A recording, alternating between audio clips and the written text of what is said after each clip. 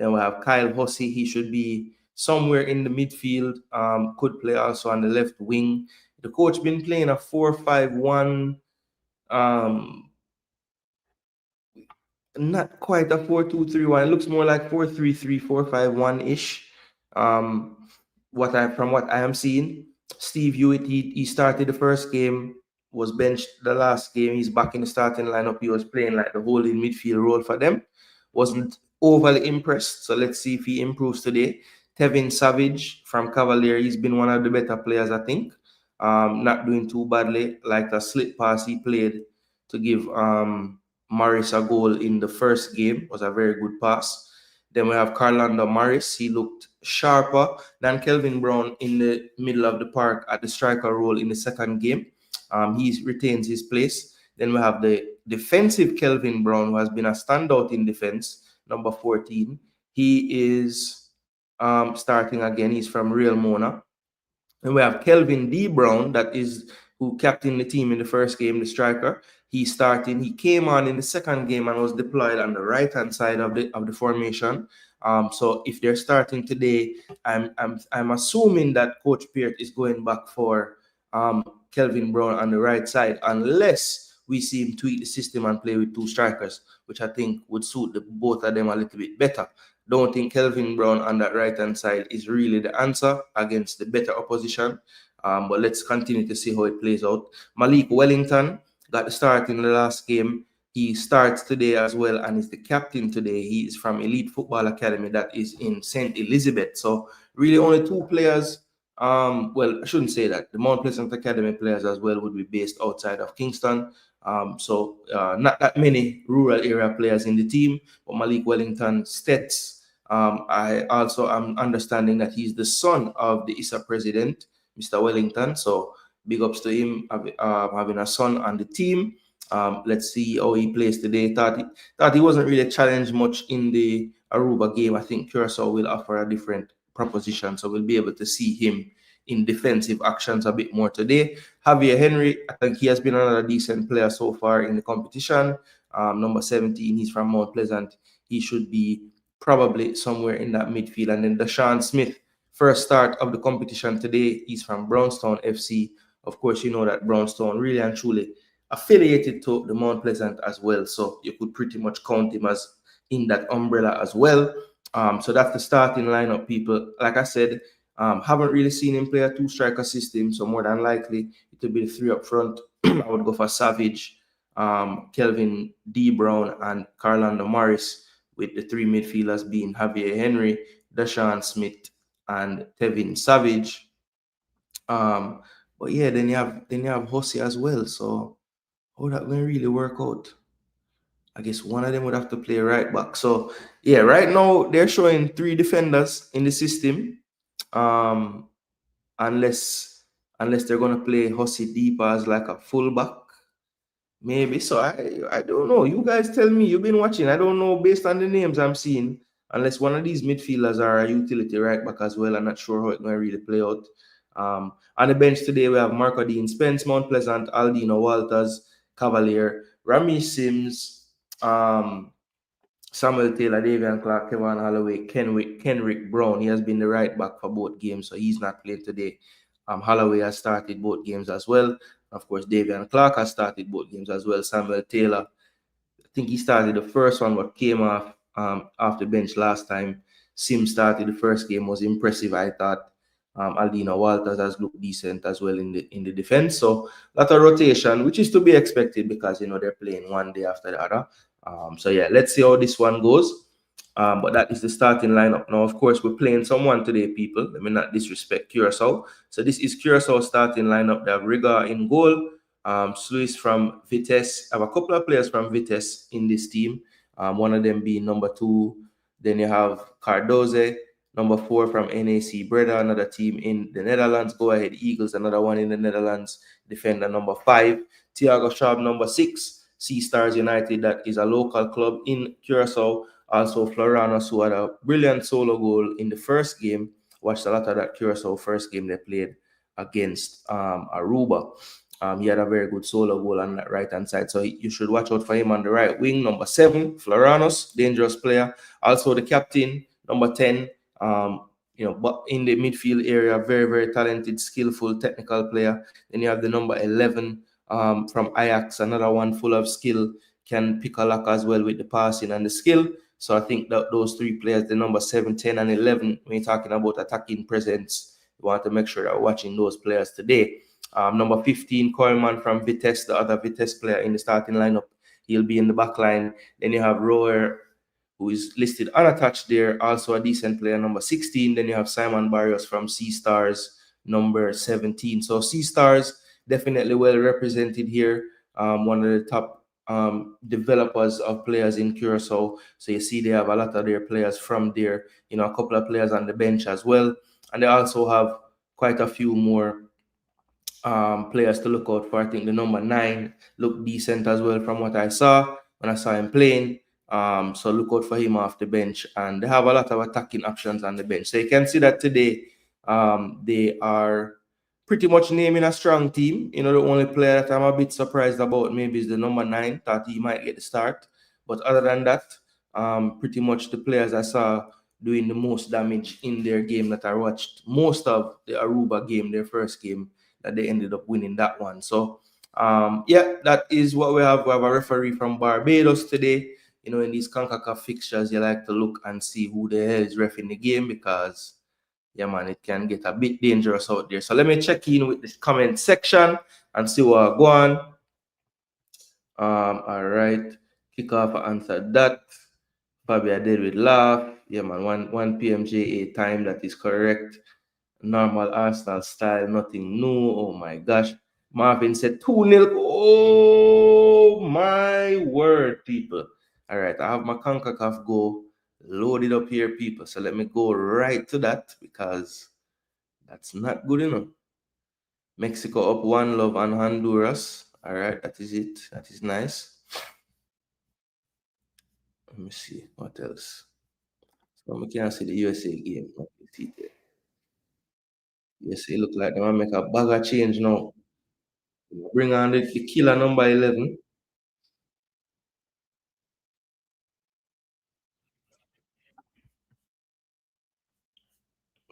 Can't let that up play.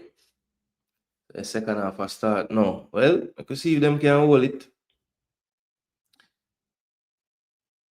Big up DJ Gigs in the building. Big up David J in the building. Joseph Brown in the building. One warlord, Big up yourself, man. Yeah, man, but just turn it on, JD, because it's a serious thing, this, man. Costa Rica, see me put Mexico at the top, and them say me I disrespect USA. But we have Mexico ahead of them. We have USA second, to be fair. And then I think Honduras is who JD said I was disrespecting. Or was it Panama? One of them. But as somebody did see it at the time, I think new competition in Jamaica gives us opportunity to have a good squad. Okay. Mexico up top 5, shaking up. Yeah. Bless up. Lamar in the building. Want to see how he plays Brown and Mars together today. Yeah. I know you don't want to see Kelvin, the striker Brown, playing wide right like he did when he came off the bench. But let's see, because he's been playing that same system, and the fact that him bring him on in a game and him never tweak the system to accommodate them, him just put one of them wide, leads me to think him going to do the same thing today. I thought people never travel for U50. Brother, Curaçao got them players from Ajax and Vitesse and brother and Go Ahead Eagles, so them never travel from Curaçao. Them will have to forward from Netherlands first. I'm waiting for the second half to start back between. Okay, yeah. Just seeing it start back. Still 2-0. USA already in them box camp out. But ref call a foul. All right, keep me updated on that one, people, because I'm going to give Jamaica my time in 11 minutes here. El Mix with some good news here. Yes, I saw this one. Reggae Boyz youth team, the man in McNamee Burke, just joined Charlton Academy's Bobby De Cordova Reed's cousin. Yes, he was at Volendam before. Yes, he was in the Netherlands. Had been in the Netherlands getting his development done since I think he said the age of about 9. And yeah, he is Bobby Reed's cousin. And he was dropped at the final hour for the U17 team after they played that tournament in Mexico. They decided to go another direction in the wing area for his position. So congrats to him in the Charlton Academy system. Still young. I think he's about 17 now. So we'll have to keep tracking his development. At this point, Charlton might as well just wear the Jamaica jersey every match because they're loving Jamaica right now. Bless up Conrad in the building. What go on, bro? TNT won their game today 2-0. Yes, they did. They actually have to play one more game on what should have been the rest day because they had some travel problems. So once they get past Barbados tomorrow in their last game, son, then it would be at Jamaica versus Trinidad for the 100 millionth time. This time at the U15 level in the semifinals of League B. So yeah, let's see if Jamaica do their business today, Trinidad do their business tomorrow. Then it would be Jamaica Trinidad playing on Friday. Yes, David J, thank you. How could I forget? It is Independence Day, so all Jamaicans out there, happy Independence Day to you. Hopefully you can spend it with your family and your friends. If you're on the island, hopefully you're on a beach somewhere. Sun, water, good food. Yeah, man, that's my wish. And all others who couldn't be there, you don't know. Bless up all the people in Jamaica today and let them know, say, they're living through you today because no beach to go, no steam fish to go get out there. So with me there. Yeah. El Meeks in the building, Princeton in the building. Bless up yourself, Yeah, man. Costa Rica keeper is doing well. Well, if USA going to lose at this level, I would think, see there, I leave for 1 minute. I'm sure the chat tell me already, but just look, 2-1 people, 2-1 USA down now. So let's continue to watch it. We all had Mexico, yes, Honduras. Yeah. I thought it was Honduras. You say I was downplaying them. Then the JFF AI said on your stream that for the youth tournament, they don't normally get overseas players or something like that. But Jason just mentioned players overseas. DJ gigs. That's why YouTube is great, because no matter what people say, we can always go back. I have never, and I'm never going to delete a video, so it will be there. Yeah. Bless up Real Baller in the building. Yeah, man. Thanks for checking in, bro. I know you might be on the road and can't watch, so you don't know. I watch the thing and I'll describe the action for you. All right. So if you need any assistance with knowing what's going on, you're in the right place, Baller. Big up yourself. Yeah, man. David J. dead with love. Don't have the pace for the wing and taking the youth out of his comfort zone. Well, to me, he showed when he played centrally that he has a laziness about him. Like him don't move around enough on the pitch for me, Kelvin. He need to really realize how important it is to the preparation before you actually get the ball. Like it seems like he's always very reactionary out there. And I think it just stems from laziness. I'm not on him on the balls. I'm not on him toes enough on the park, Some bad habits. Yeah, man, one Bobby. Yep, I see Dexter. I see an article. I just see an article come across a while ago. Dexter in talks now. Looks like the trial went well. I know he played a few games as a trialist and did this thing they had him playing right back, left back. They tried him out in a couple areas. And obviously them probably like him versatility and for that championship level, even though he's young, it's a level for him that is not too big, So I think it's a good move if they need help in the right and left back area. They got championship season, 46 games, a lot of game that So yeah, man, it's good to have your depth, and I think he could force his way into a lot of minutes for that team. So it's going to be interesting. Hopefully it gets through because I want him to get into a team now, man. This week is when the championship starts, so we don't want him looking for a team next week, Check in Richie in the building. Wagwan. Yeah, man. Make Kelvin know, say, the off the ball, man, it need to be a little bit better. Richie. We know say you have a ears, you have a contact and everything, and you show him some guidance. So yeah, man, just make him know, say, the body language, the how him look when him preparing to have the action, it need to improve a little bit as far as what me see. I had one, I'm not gonna beat you, darling, because I was late myself to my own party. So how could I beat you? Thanks so much for tuning in. we're here looking at some youth football. You see, people should know that I love the youths them because Arsenal playing right now. People, I'm name Jason Gooner. So right now, I'm not even name Jason Gooner. I'm name like Jason Reggae Man. I don't know. Give me a name. But it can't have Gooner in it because they're playing and I couldn't even tell you what was going on. I hear them was down 2-love and never even know I had one. Never even know. Charlton new away shirt is Jamaican themed. Yeah. I was wondering, El Mix, if it's the second shirt or it's like a third kit. Or when them switch them kit from the red, them just go wear that. That me that wonder still. Nationalists lie at them. Weak cowards afraid of competition. Period. I was reading about Duki at Phoenix. Isn't coaching a newbie club team a regression from national teams? But Chapelton is not really a. Would you consider them a newbie team, or are you just talking like Phoenix in general, like just the academy?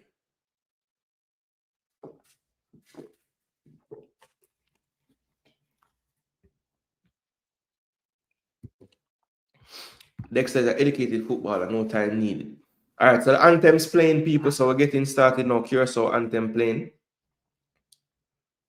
Yeah, man, Dexter really, man. They have a community there, Jamaica, and it's strong. They must think that everybody don't do research like the people who thinks like them. Yeah, that's why. Look, as much as them say, you know, I obviously there are some programs and things that's like, all right, me not fight people, so I'm gonna tell people not to watch it or whatever the case is. But clearly, you can see like some people really take the analytics and the research and the some of these topics really serious. And if certain people are talk about it, not to say them can't be wrong, but just know that person did some kind of research. Now, of course, when you're researching things, you can find bad sources, and that's why you might give bad information. But just know that me personally, and a lot of the ones that me know and me actually watch, if them attack, them do some kind of research, you see me?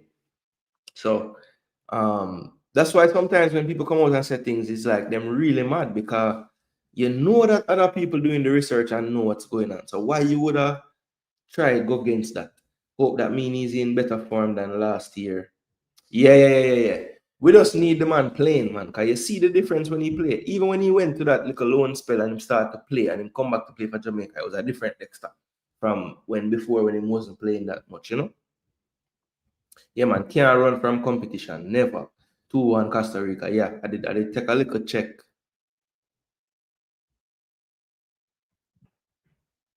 All right, still 2-1. But every time I look, man, USA look like them a pressure them. Wow. Okay, Phoenix. Yeah, well, I'm going to really be coaching at Chapelton. All right, so them have Savage, Truly, Miglan, the Brown, and Morris bread up on the wing. We know it now, go so. All right, so them actually list it as a back three, people. So let's see. Maybe he changed to a 3-5-2 for the strikers. Let's see. I wouldn't mind it, if he went with 3-5-2, because you have Hossi there. Even though I wouldn't mind to see Hossi a little central, maybe in that three, and they can put Nelson left wing back. No, how it would go? Wellington and Kelvin Brown for sure. And then the third one, Nelson, I see him playing left back, but he could have played left center back. And then you have base pan them man, yeah. Should have probably be Deshaun Smith and Hussey. Would have played the right and left. Then you have Hewitt, Henry,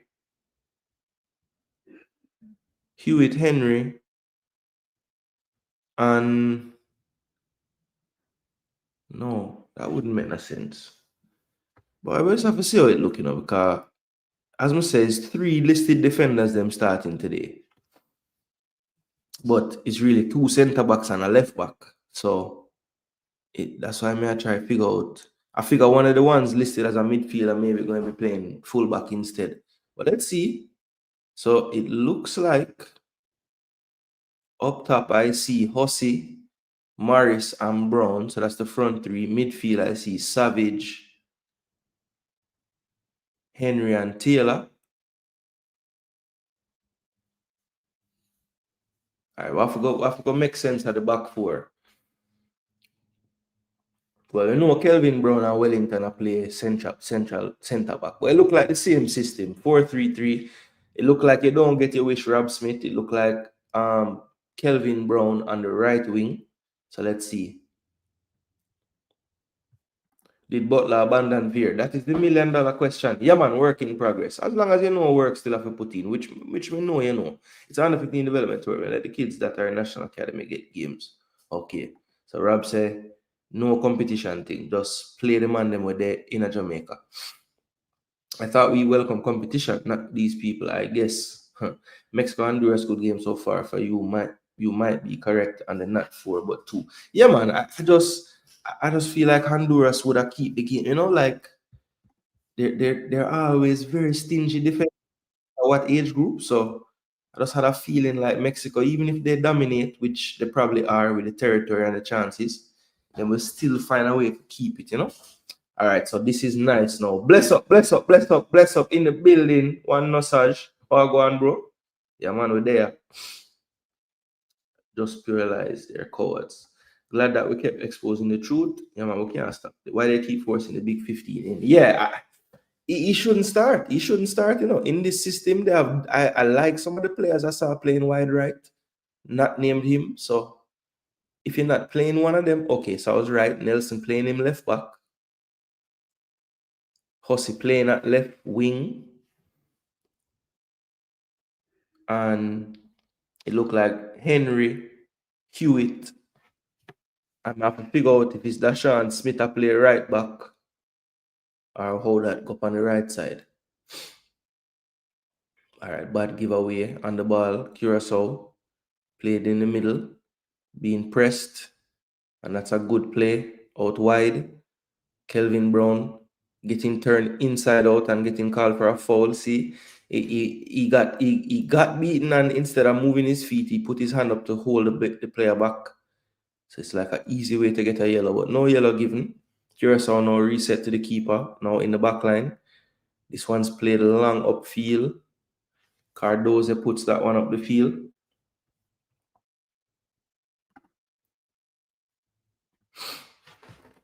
Ooh, down the flank, number 7, cuts it inside, cut out by Jamaica. And good composure here, dribbling out of the pressure by Henry. He goes wide, Hussey with a bad first touch though, and that's well defended by the right back. But good tracking back from Hussey to send it out for a throw. So it's going to be a battle already. Curaçao getting to the box with a dangerous cutback. But I think it was either Brown or Wellington able to clear. And trying to play off the striker now is Curaçao, and the referee gets in the way. It's going to be a drop ball to Jamaica. It's not about man them in Jamaica. Nothing to do with that. It's developmental tournament. Why not allow the kids to get exposure to international tournaments? Yeah, but it's not like I mean, some of these players would still make it, you know. It's just the other kids also are not exposed to international tournaments. You know? They're what international tournaments the kids that they would bring in playing, because they're not making USA team. And well, I wouldn't say the ones in England not making the team, but I don't know. Does England play international tournaments at this age? Are them just the friendlies and stuff? I'm not sure. Yes, some people seeing like though you and Jason Cranky and Ryan keep on fighting. Mexico is the best team in the competition. Yeah, I agree. Because there are football academies in Jamaica who accommodate overseas players. Oh. Well, I tell you, comment section make you miss things, you know, man. Let me see how this happened now.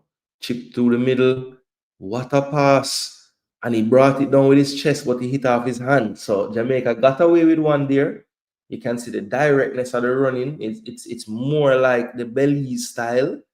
So I knew this would be a better game. Well, I would have wanted to watch all of them and stream all of them, but you know, life don't really, you know, you guys don't pay me, so I have to work. But it's a good ball from Brown, just a little heavy. Was trying to find Morris into the channel. And this one will be cleared now by Curaçao's keeper. One flick through to the back line, beaten for pace. This is the striker, doesn't want to use his left foot to shoot, and I see why. It was a weak attempt. But the number 16 already causing problems. Gianno Royer, he's causing problems through the middle. That's a couple times well now. and he's unattached, but he has decent size on him and he has good pace. It looks like any ball central through the middle could cause an issue. I'm gonna try to have it on the screen so you guys can at least maybe track along with the players and where they're playing and stuff. But Curaçao looks to be the more attacking team so far, getting into our box a few more times. We had the one play down the right, Brown tried to find Morris, but other than that, first 4 minutes, so it's very early, but Curaçao look like they put in their flag down first, but that's a good diagonal ball, but it's cut out. But Kelvin Brown should still win this one, beats his man down the line on his right foot. Can he cross it in? He went low, it was blocked at the near post, and will he get to this ball? Good fight, but he can't keep his balance, and this one will be cleared now over to the right-hand side to the dangerous winger. He drops it back, the right back clears, and this should be handled.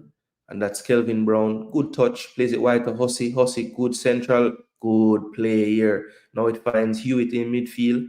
Hewitt doesn't go long, just plays it wide. Still can't see. Okay, so it looks like Tevin Savage. That's surprising. Tevin Savage is the one that they have converted to a right back today. Has looked decent in an attacking sense and in midfield, but he's the one they have sacrificed to play right back. So let's see how he cope over there on that side. Maybe, I know some of you like Bam that watch these players. Tevin Savage play right back. Can he play right back? Because I thought he was more of a midfield attacking wise. Maybe a box to box, maybe. But it looked more like a 10 or just a more attacking player. Put it that way. Jamaica playing in League B and they're in Group D of League B. So right now they top the group with 2 wins. And if they draw this game, they pretty much top the group. Mexico still 1-0. All right, respect Conrad because may I try give the comments them time and may I try watch the game. So I can't really pull up another game. I think I would have end up missing too much of something. So let me focus on this one and you guys just keep on dropping those updates for me. Thank you.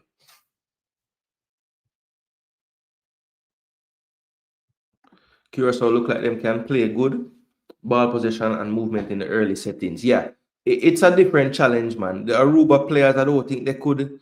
Jamaica could just, when them get upset, just fling shoulder upon them and bounce them, and them can't really do that with Curaçao.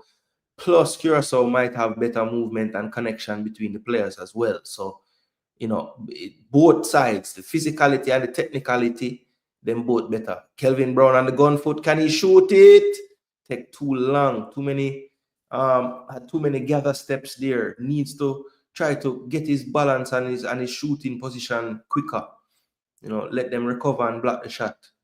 Because he had it, like, all right, look, when him do that, okay, you beat the man. It has to be now. It has to be now. That extra right foot to get it back there. He's gonna get closed down, but saw the idea, just wanted to the speed of execution need to be better there. And here comes Jamaica in the midfield, and that's a poor pass. I think that was Deshaun Smith there trying to find Brown, but the angle wasn't there for the through pass. It would have to be to feet.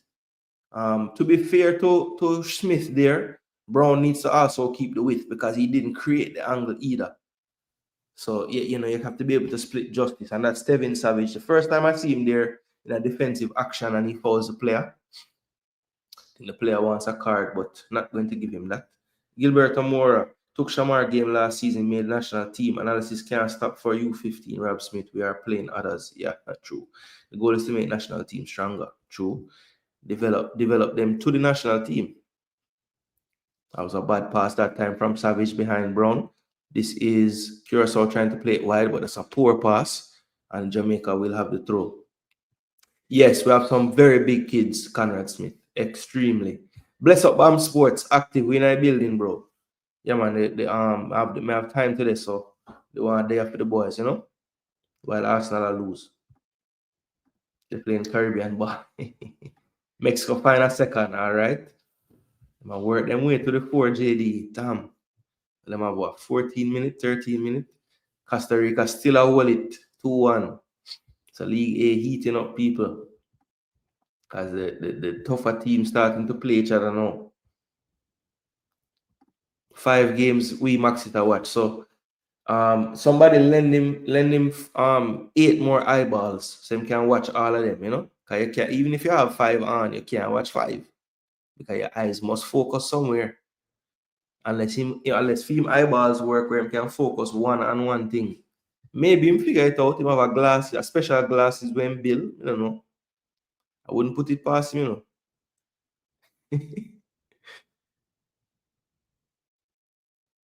Okay, that's a foul. Crowded out there, Hussey. But one thing with Hussey, you know, I mean, he's not the biggest frame, but him really him shield him football well.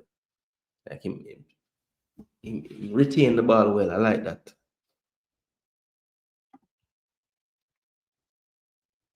I go back and forth. Yeah. I've been doing that, Conrad, back and forth, you know. Sometimes I get lucky and I catch everything. Sometimes I change at the wrong time, but the chance you take, you know. Ooh, that's a difficult one there. I think that was Mario Nelson, the player, the skill pill from Curaçao was bringing it down on his chest, and that's a tough one. Player is up though. It's gonna be a free kick. The number 10 captain should be taking this one. Should be you want to try to get this ball in between the penalty spot and the 6-yard box. You want to force the keeper to, you know, think about a decision, and you want to get it in that danger zone. And he goes for the driven one, and I'm not sure how he expected his players to not be offside to get that one, but it was a nice technique. I just don't think it was the right choice. We say, I do it. All right, boss. A game like this that is going to be technical will let me evaluate Andrew Peart. Yes, agreed, because we want to see him impose his philosophy, you know, because this is a game where you don't have to go out and attack so much. You know, you don't want to play not to lose or anything, but you don't need to be, you know, mad going forward. Come on, Nelson, man. It's not you one on the field. You have to play quicker than that, man. Man, control the ball. The man is being closed down. Him control the ball. Look. Put him head back down again and then go for kick the ball. The man must get closed down, man. I figure it out a bit small, but working. Okay. Ross in the building. Oh, go on, bro. Yeah, man, make them know, man. I know from your reach, I gotta make them know everything they need for do. Like the video, subscribe. Yeah, man, do all of those things. USA Football Cowboys team. Yeah, man, let them know, man. Yeah, man, fouling. Man, I tell you, 3 screen I'm using to watch the game, also watch your stream and do work. My boss must have wonder what is going on. Joseph, no worry, man. You have to have the flicker, you know, the little flicker thing where once your boss are forward, it does flick and it does show all some spreadsheet and thing. Yeah, man. All them tricks, them, man. Nowadays, though, me just be honest. Me just tell them, hey, Jamaica play today, so I'm gonna have a little screen over here going. Please come to the office door if you need me, but just know say, yeah, that me I do right now.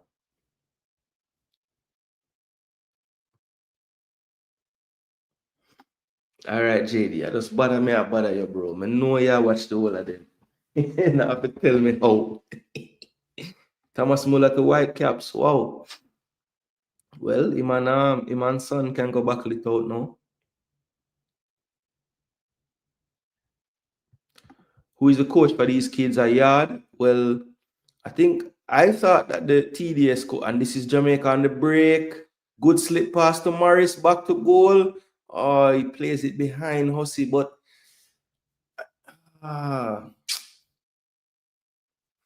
hey, you know, say, I now say Miss Ricardo Gardner people, but I swear, every time I see Hussey run, the man run exactly how Bibi used to run at this age.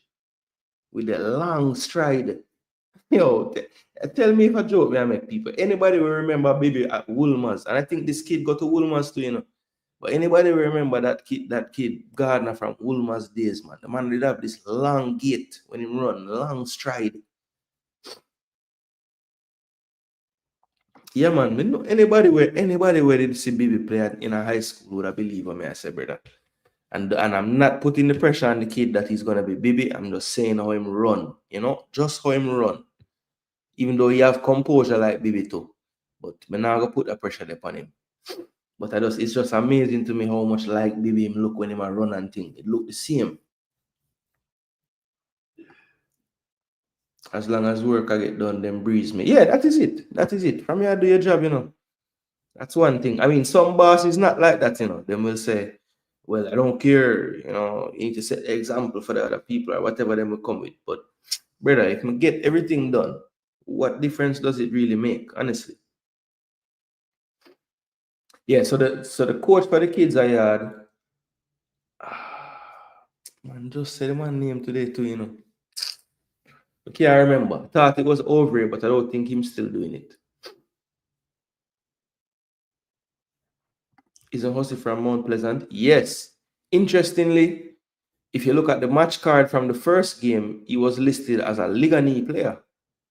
And then by game 2 and today, he's a Mount Pleasant player. So Mount Pleasant now ramp with the transfers. I don't know what happened. Ligani, Bidaro. Because even when I sent the first team sheet to JD look and say, Hussey is Ligani, like not even a bigger club, bigger academy. I say, yeah. Technical and brain. He's technical and his brain works a little bit faster. Yeah, man, I like his technical ability. I can see he thinks the game, the positions that him take up, the way I'm position him body when him controlling the ball. How I said with him retention, it does seem like him always controlling where the ball is compared to the player trying to win it from him. A lot of times Jamaicans throw the ball too much. He don't do that much. I like that about him. Jamaica number 9. What about him? Him huge. And the 15 bigger than him. Kelvin Brown. Just wanting to dribble players, but dribbling into traffic. 3 players there, And the man going through the first 2 and going to the next one again. For him look to combine with somebody there, man. Does Baby Sons play like him? I never really seen him play before. As a younger youth, yeah, kind of similar because Baby was always a more attacking player in his youth. Like an attacking midfielder type player, but Che is a little bit more of a winger type player than an attacking midfielder to me, from what I see of him skill set so far. But yeah, he's extremely technical, and you can see like he's still, I think he's 17 now, but he still look like he got bigger, Don't get me wrong, but he still can see that him can fill out some more. But I just want to see him get the opportunity. I love the fact that he met the bench in the first game of the season, because he was fluctuating a lot between the U21s and the first team last year. But it looks like this year is much more in the plan. So we're going to try. Oh, that was a chance. A flick ball by the right back to the far post. And it looked like it was the number 15 this time. No, same number 16. This guy, we need to mark this guy. So I have both center backs not marking. Somehow a ball's floated to the back post and it's our central midfielder marking the giant forward. I don't know how that happens. Yeah, man, Mount Pleasant moving fast, man. The man play 1 game at U15 and club switch from Ligani to Mount Pleasant, brother.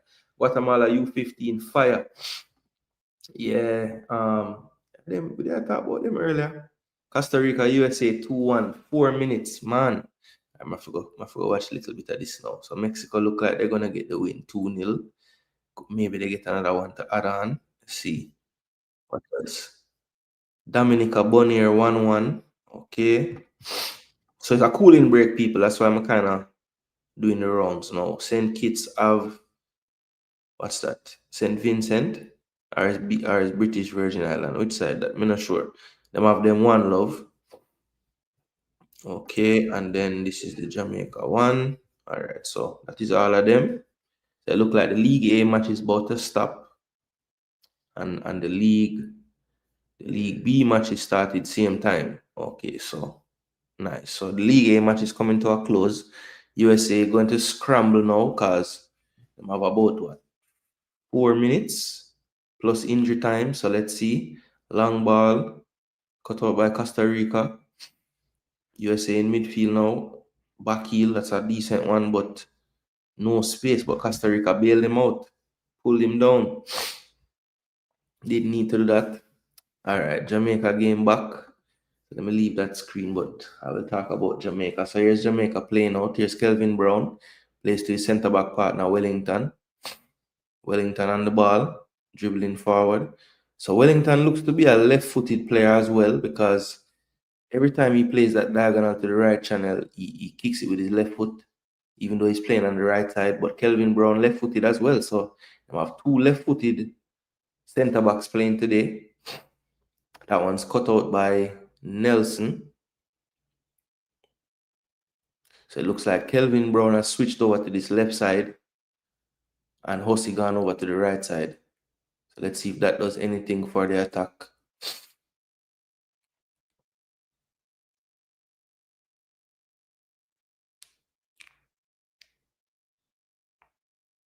And somehow he got that turn off. Back on top of the box, too long. They see the closing speed for Curaçao is a better one. Can't get the shots off on top of the box. I'm closing them down. This is wide now to Hussey. Beats one, but good covering from the central midfielder there. And now he clears down the line, and it's going to be a throw to Curaçao on that far side. So 0-0, 20 minutes gone.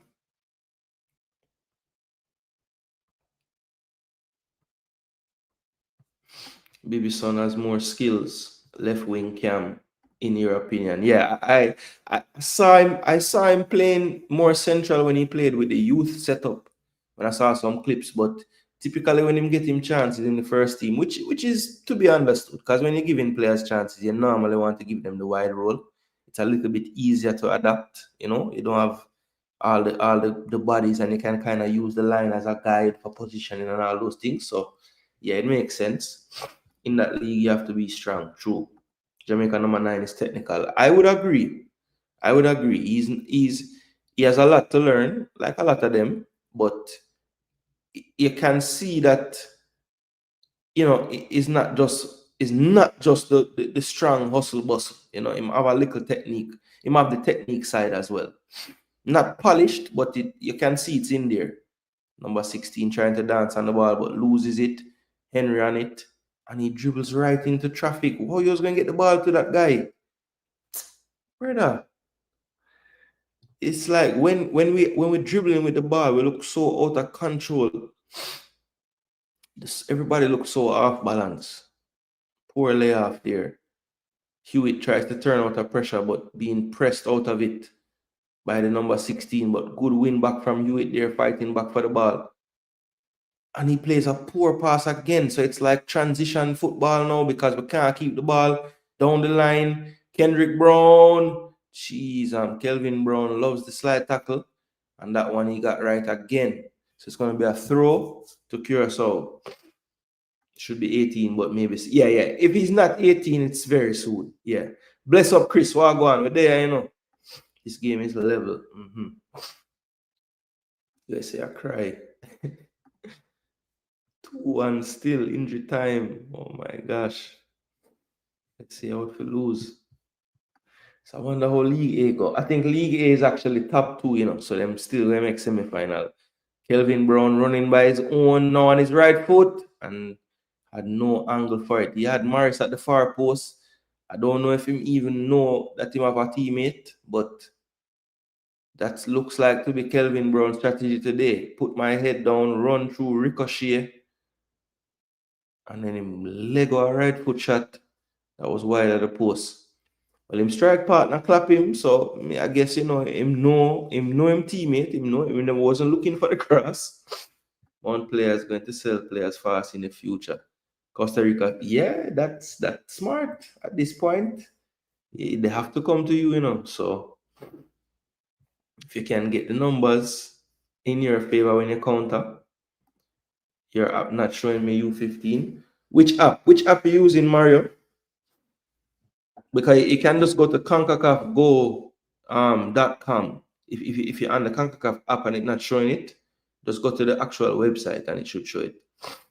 What I see of Costa Rica, Jano, so them are really try and can't get there, Well, it's not quite last attack settings, but what 1:30 and it's 5 minutes, them say.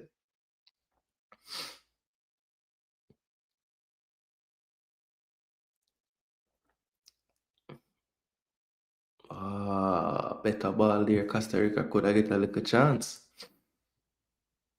Kelvin need to come off the bench, share game with the 9. Yeah, it doesn't work. It doesn't work, you know. I mean, when you're playing a team that set up a little bit better than the last opponent, you know, it not gonna really work. Like even that wasn't really a chance him just get a while ago.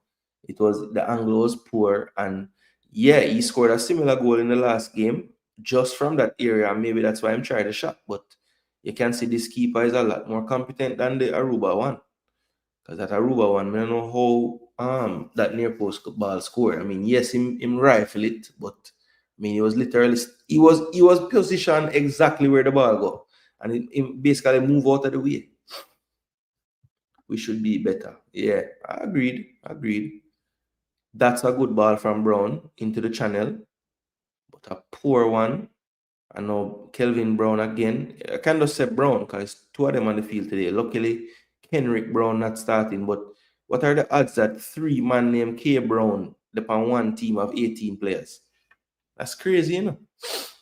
Kelvin Brown dribbling, and he did get clipped this time.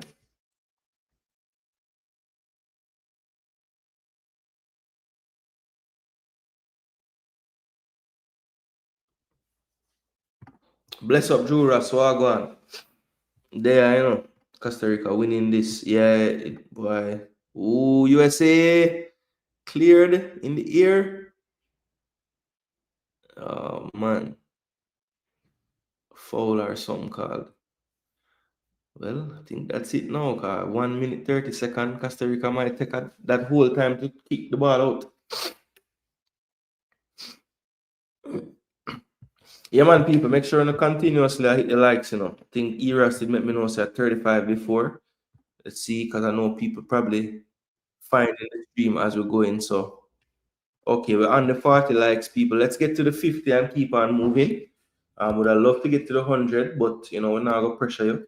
Just hit the like button if you're here, and I think it's achievable. All right, people? Yeah, man. And if you're new to the channel, make sure subscribe as well. You know, here is a football channel. We discuss anytime football playing. It can be any competition. You never know. I will turn up because no matter how much investment I have in terms of knowing the players or whatever the case is, you can learn football.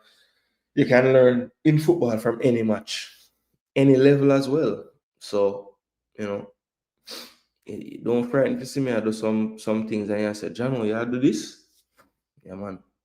I definitely want to do some Champions Cup match. I'd love to do the two first match them with them have. Robin Hood versus Mount Pleasant, and I think Cavalier must have play. Which one of them again? Can't remember who. Oh, Carla Namar. Again, it goes back to the balance. He did everything. The body feint was perfect. Good work from the right back, Savage. Fake the shot.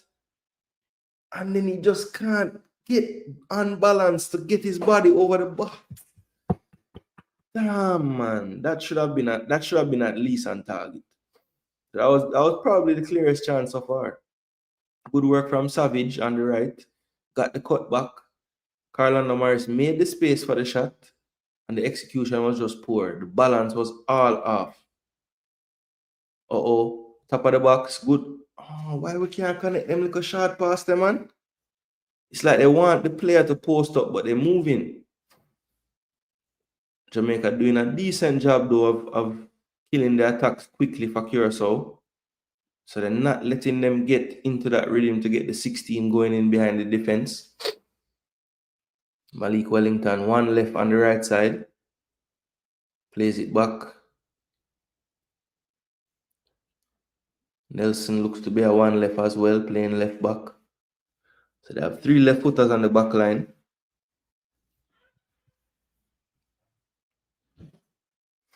Yes, so I have to give Costa Rica their credit. Lucky, not lucky, whatever it is. Have to give them the credit. They had the game plan, the young man them execute. And them hold on in the end. Yeah, man, I have to give them the credit. That's true. But we know USA throw everything. Okay, so Mexico got the 2-0, all right. So the only lucky thing, as I said, JD, is League A. It is the top two go to the semis. So USA should still finish second if this win met that team past them. And more than likely with goal difference, them probably don't even get past. Good ball into the middle. Good ball again. Okay, good turn. Kelvin Brown back on his right foot. Save. But look how much more effective him is when him central, man. Him get the ball within the width of the 18 and him get off a shot. Yeah, force the man to play wide. As soon as him come central, him look like he can do something. Good change of direction there to get it back on his right foot. So wait, so this brother is actually right-footed. This whole time, I swear I say he was left foot too, you know. All right, that makes sense now because where is the number 6? Yeah, number 6. I don't know why him get benched. Him start the first game, come off halftime. Ramesh Sims. I mean, I don't know, brother. Then bring on this Mario Nelson, number 2 guy, and to me, Sims look a lot better, in my humble opinion, you know. That was one thing for sure. The corners and set pieces in this team have been atrocious. You know how much ball must go out for throwing on the next side and kick over for goal kick from corner and them foolishness there. Yes, Canada have to really get some help because that zone, it's not looking good. It's not looking good for that zone at all for them because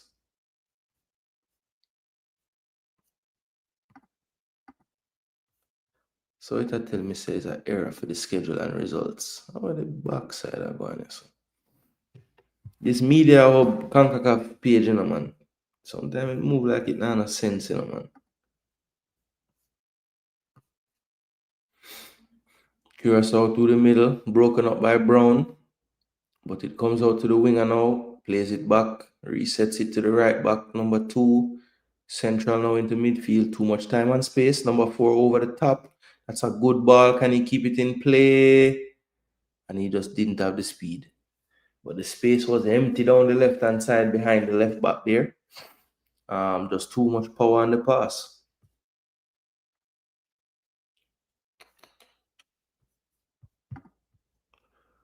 Too much power on the pass, you know?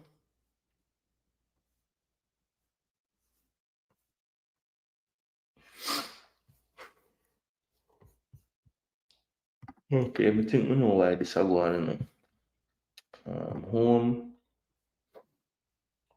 Here comes Jamaica again, and that's a poor pass. Diagonal looking to play it wide, but Brown don't want to be wide, so he's central, so it's not working out. But to me, for the 2 players that playing, the 2 big guys, for them to be most effective, they need to be in the space where the other one is. So it's like you're forcing to have both of them on the field, but you won't tweak your system at all to really benefit them. You know, one of them is the odd one out. Could play down the left-hand side, and that's good from Wellington there. At least I know him can tackle and use him right foot, as he had to that time. But good skill from the number 15 before that in the last touch was a little bit too far and let the defender come in and challenge. And that should be a foul. I think he fouled him a few times. It's going to be a free kick on the far side. See the number 10 going over to take it. So, yeah. Yeah, the number 6, I'm not sure what's going on. Why Ramesh Sims' game has gone. I thought he looked really good in the first game. And they took him off at halftime. So, I don't know. Maybe he's carrying some injuries or something. Into the box. Good clearance again. Kelvin Brown, the defender version. And here's this attacking Kelvin Brown now. Gonna do what he does best. Just start to run down the flank. But Curaçao weary to it at this point. So they're just dropping a player 30 yards ahead of him because he's going to make that long touch and kick. And that's when them can win it.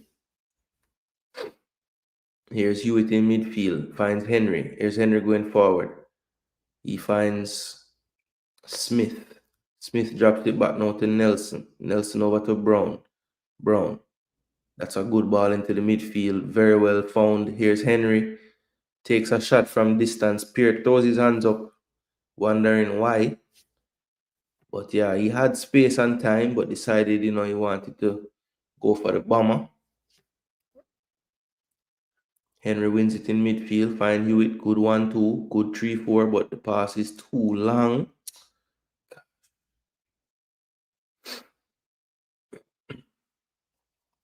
And now here come Curaçao. Oh my word. The man does Salad Nelson and leave him for dead. Here he comes through centrally now. And Brown fouls him, but no call into the middle. And that shot is weak. But a good run there from Floranus. He had a long, mazy run like that to score against Aruba, but this time he was cut off by Brown. Looked like he was fouled, but it went to a Curaçao player, so they played on. And the shot was weak in the end, but that should give Floranus some confidence, and that should teach Nelson. Him have to make sure him know him do when him rush that guy, because he tried to close him down fast, and the man just deal with him wickedly. I don't think he'll want to see that replay. And Morris tried the flick, but the flick wasn't the play. Just play to the man's foot and run onto,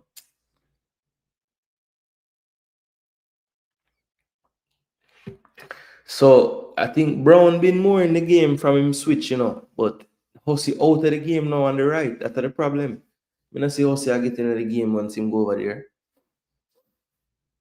More of them try play Hussey where them playing Henry or where them playing Deshaun Smith. Because Deshaun Smith now going with nothing, Hewitt move the ball a little bit in midfield. I like him busyness and stuff. Him neat and tidy. Smith is out there, look like to be the connector, playing the attacking role in the midfield, but him not imposing himself on the game. Him just in the game. Morris lays it off to Nelson. And Rami seems better than Nelson, people. The number 2. I think number 6 is better than him, without a doubt. Number 2 looks like, the bigger dude, but to me, number 6 is the better player. So hopefully him bring him on. I love to see Sims come on. So people, let me know. 0 all halftime. Jamaica still, leading the zone with this result. But I'm sure they would want to be able to get another 3 points here if they can. So what you guys think? What do you guys see? Let me know. Put on your analyst hat, your coach's hat. Everybody on this channel have a Y license, a YouTube license. So let me know what you guys thought about the first half. Me personally, I think I like aspects of it, especially like some of the defensive work. I think I had a problem and an issue with how easily players were able to run through the lines. Were able to run through the lines against us, against Belize in particular. I thought they corralled it better in the Aruba game, but I thought a part of that was because Aruba didn't have the players to make those runs. Now we see the number 7 here, the number 10 here, the number 15 on the wing. A lot more players, the 16 playing striker, that have that ability to run at you. And we're kind of curtailing that. So that is a good thing. I don't love the inability of the midfield to connect with each other. Like it's too much breakdowns, and we're talking simple 5-6 yard passes off the mark. Also, like when they try to combine with each other, too often they're not on the same page. So the striker posting up, and the play is played in front of the striker. The striker moving, and it's played like he was posting up. That happened a few times in the game, right? So there's some little things they need to clean up. I think they need to go ahead and make the choice in the striker position right now at halftime. Balance the field better. Play 2 actual wingers so your system works better for you. And then that will open up those inside channels, because I think what we were doing a lot in the first couple of games is you saw the likes of Henry, the likes of Holloway, the likes of Davian Clark getting into those half spaces combining with the striker. Whereas today, you're seeing Kelvin Brown take up the half space on one of the sides. So it's not that right balance, right? So yeah, I just think you need to make him choice. Just tell one of them to sit down and play the other one as a striker and just go from there. Because I think you're wasting both of them. You're doing both of them a disservice by trying to force them if you're not going to play them as double strikers. Yeah. So if you're not going to change the system because you nailed on to that, then don't force Brown or Morris to play wide, you know? And it look like a Brown you always are put out there because Morris is your choice right now. So if Morris is your choice, just start him. And when him tired, you take him off and you bring on Brown. Simple. How many Phoenix players on the team? To my knowledge, no Phoenix players not on the team. I don't think so. I don't think so.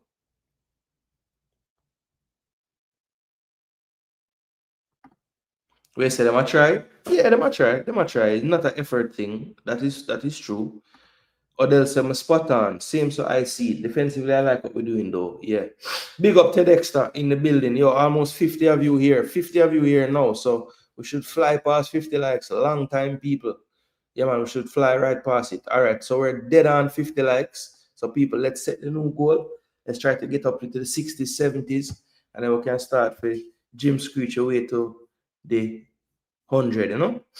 They grew into the game a bit, had spells of where they looked dangerous, right ideas, not executing as well as they could. Yeah, I think I'm almost like I like they're trying to combine more today, but the execution has just been off, as you said. But at least I still like some triangles forming. They're just not completing the triangle, you know, with the pass. But the connectivity is a little better. I just don't love that one of the wing of them where we start want to just play striker. So he's coming inside, closing down space for the other striker. Bless up Danny Dread in the building. Yeah, man, we are give the youths them time to them, man, because them are the future, you know. Them are the future. All right, let's see. So yeah, people, let me know what changes would you make. You agree with my assessment that just take off one of the big striker them and just put on a winger? I said that to you yesterday. Make a choice. Yeah, you have to, Rob. They have to. It don't make sense, man. Danny Dread said, why are we in League B? Well, Danny Dread, the geniuses at Concacaf decided that for this next U15 competition, they were going to base it off of the rankings from the U17 competition that just played. So when we ended up not doing what we needed to do against El Salvador, that put us in League B for this U15. So, yeah. Even though we played League A the last time and we went to the semifinals, lose to Mexico, then I think we end up finishing fourth. I don't think we won the third place playoff. Yeah, so we went from fourth in League A all the way down to League B. And it wasn't anything these boys could have done about it, really. It was the U17 players, which ironically are a lot of the U15 players that got fourth last time. So that just goes to show. But the man them that's where the captain of the damn team, Danny Dread. That makes sense. Jason, do you think it's the Heat why they are playing so slow? I don't think it's just the heat because even if Jamaica was playing and it was like, you know, I don't know, 15 degrees Celsius and breezy, speed of play happens when you have speed of thought mixed with speed of where you position yourself. And those two things, the speed of thought and the speed of where to position yourself, that's not a strong suit of Jamaicans, period. So part of the reason why we play so slow is that we have to make sure people are where they should be. So that extra look, that extra glance, that extra look makes an extra touch, which makes the space get smaller. So yeah, it's a lot of things causing it. So it's the easy thing without really analyzing it to say weather caused it, but I don't think it's as simple as that. 2v1 needs to be improved more. Yeah, a couple times well. Them have the 2v1 opportunity and the connecting pass to really get by the one is what's coming off bad. Lose the ball too much, playing too much on the right. Now bypass the midfield at the times, it'd be better in the final third. All right, so David J, give him thoughts. Thank you, David J. Others watching, you see that's an example of somebody just watching the game and giving them takes. Couple pointers, 3 points, and respect David J. Like how you're watching it and trying to, you know, put some reasoning to why we're seeing what we're seeing. They're both good players, but someone has to sit. Remind me of when Grimmy forced Antonio and Boza. Yeah, too similar, you know. Big up to Jason. I was on your side of the bush the other day. For real? Yeah, man. If you reach this side for real, like really literally my side, cause Georgia, I'm not in the main Georgia parts, you know. I'm in some bush. So maybe it did really pass through the bush parts.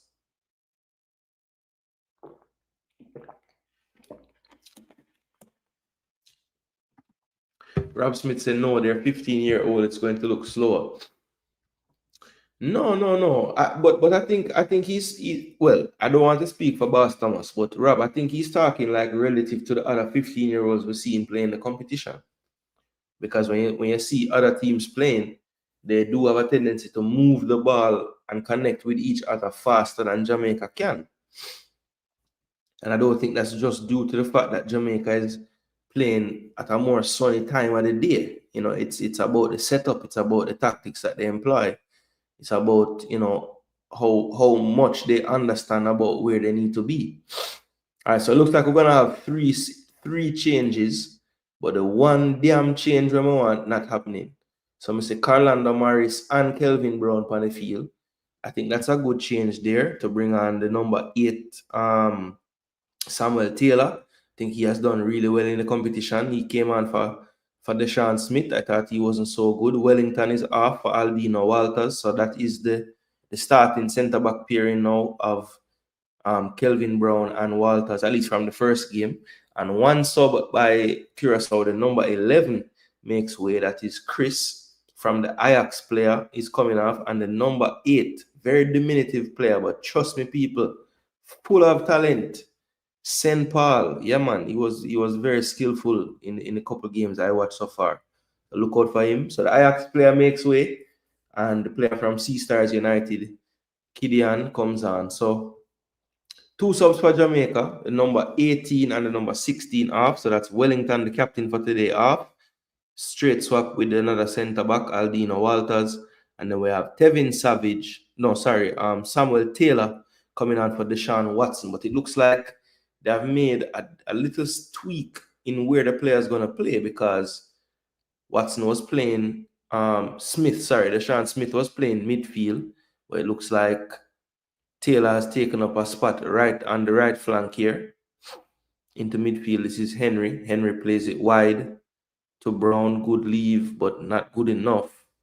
Kind of telegraphed it, cut out. Into midfield now. Here is Henry. Henry scanning. That's good. He goes wide now. This is Tevin Savage. He's been the one that has had to sacrifice his game playing right back today. Samuel Taylor with the turn. Still on the ball. Beats 2. No call. And it is cleared, but poor giveaway by Curaçao. Here is Savage gone back into the same alleyway again. Taylor does well to get out of the pressure. Morris on the ground. And he's called for something there, I guess. Playing the ball on the ground, maybe. Yeah. I wouldn't venture to say that they're not gonna win. But yeah, we just want to see a little bit. We just want to see some improvements, you know. Mario said Jamaica will surely win. League A play faster and more clinical. Yeah, a lot quicker. Taylor, this is the creative midfielder I was waiting to see. Yeah, I was surprised he didn't start. He's been decent in play. Sometimes in play on this right side, and then other times them drop him like more into the midfield. But it looks like for right now him playing on the right flank. Which actually will get my wish now, because that means Hussey playing more central. And I always wanted to see him play a little more central. So you get your wish, JD. You get your wish. Hussey playing central, JD. Then move him into the 3 in the midfield. I know you were bringing that up from before. Like, you'd like to see him play more a central role because he's so technical and him have good spatial awareness. So yeah, let's see how I'm looking there. Okay, garbage day. Yeah, don't miss that. Problems that we must stop making excuses for Jamaican players. Princeton, I totally agree. we're too often. Oh, how you let him get the jump on you? All right, good thing he never connected. So that was a decent opportunity. I wouldn't say a big chance, but like a half chance for Curaçao. That's a good ball out the back. Well played, but Savage goes long. Don't know if he needed that ball and it just goes aimlessly out for a throw. Max Dorman is the best 15-year-old baller I have ever seen. Oh, John, all right. So, well, I have the game tape, so I'm going to go back and watch it. So, Max must do a madness. I don't like the fact that Morris and Brown don't get calls because they're so big. Yeah, well, them don't have the advantage of being big, so it's kind of how it goes. I mean, Shaq had to be refereed differently too, you know, just the nature of the sports. It's not an unprecedented thing. Yeah, it's annoying because even like my daughter team, we have a striker and she's tall as if she could be 15, you know, but they're playing U12. So you know, when she do anything like shielding, it's very dangerous because them run up in her elbow and them run up in a this and that. So you know, it's like, but at the same time, you know, she can't play and not try to use her body. So it's a fine line. The referees, you know, even the ref after the game, Miriam, the ref did I talk to the coach and the ref I say, you know, you have to give me a chance, man. It's hard to refer because she's so big. She's just so tall, you know. Henry, here's Kelvin Brown. What the heck was he doing there? I don't. Was that a shot? What was he doing?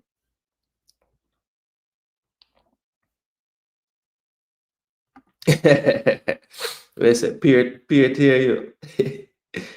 Well, Peer to look at advisor, you know. I don't know if you want to work. Yeah, coach took what 2 game.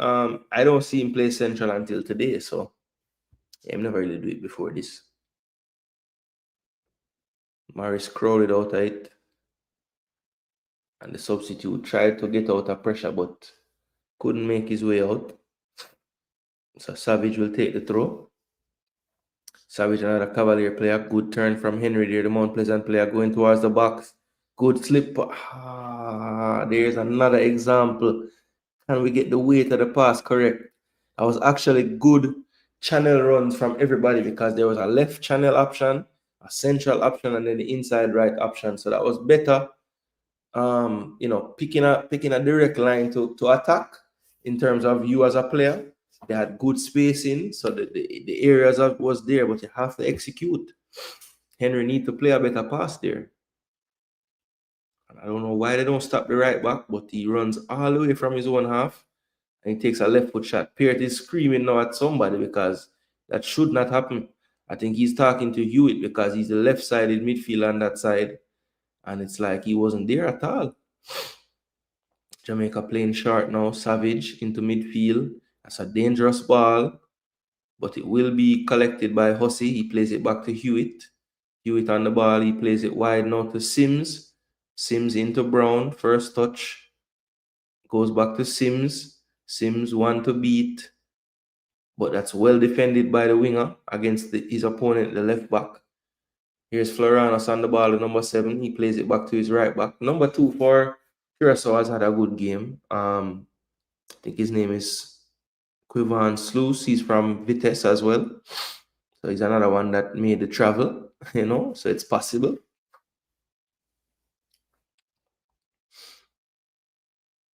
Here's Curaçao now on the ball, number 15. To the legs of the defender. Oh, that's a crucial play from Walters because if he got that flick, he's in. Hussey on the ball to Henry in midfield. Henry goes wide. This is better from Jamaica now. That's poor that time from Hussey though. Tried to play a pass. Wasn't really on. But Jamaica keep possession. It's going to be their throw. Marish throwing shot. Hussey running in behind.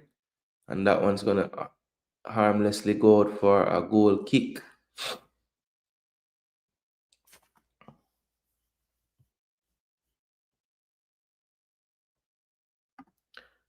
You're right, Rob, because the 9 should have gotten sent off yesterday for stepping. You know, the man stepped on the man foot wickedly. So the games have been ref fair. Yeah, I haven't really seen many like what the heck was the ref doing moments, to be honest. To be honest. So cause go against Jamaica and for Jamaica actually balances out. Yeah, I have not seen an instant. What a turn from the Curaçao player. That's a good diagonal as well. But Sims with the good coverage. Will he get crowded out of it? He does. Bad place to lose the ball. Here's the number 7. Oh my gosh, him salad Sims too. Yo, what a man this guy does make for salad people. Jeez. The man have him on the actual goal line. And somehow salad him on the line. Yo, this brother's full of skill, man. He's coming from Sea Stars United. Again, he's on the ball. And he wins his team a throw. Yeah, man, but low at the same man, Salah the man right here, so in front of the bench, them, in the first half, But that time it was Nelson running on him Salah. But me a big coach too, because they tell them to take off Nelson and bring on my boy there, Sims.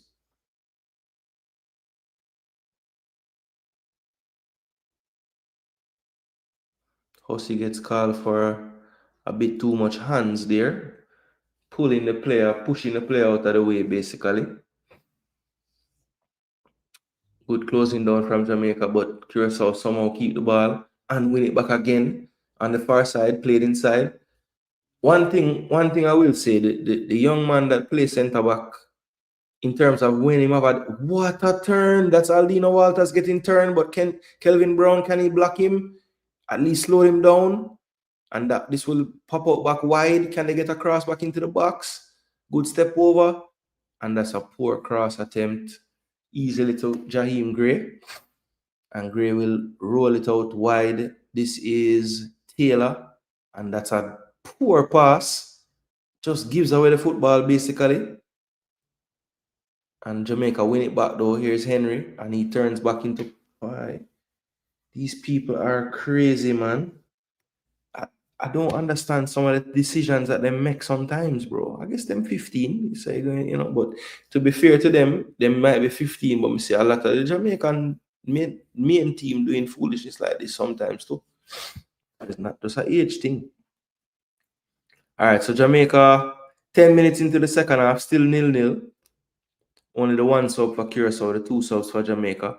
Taylor with a poor first touch there. And this will be a quick throw from Curaçao. Good pressure from Walters in behind. Good one-touch passing. Back to Walters now. Henry, good layoff into midfield. Hewitt, but that's great closing down. Good body use from Brown, but takes him 4 years to spin around and run. So it's cleared. Hewitt on the ball. Hewitt tries to play tidy, but another giveaway. Can't win the ball back. Now it's played. Good first touch pass into the middle. And that's poor from Curaçao. The number 6 run, leave the ball. Jamaica on the ball. Here's Taylor. Good turn from Hussey here. Hussey running at the back line. Has Brown wide. Still on it. And he forces a left foot shot.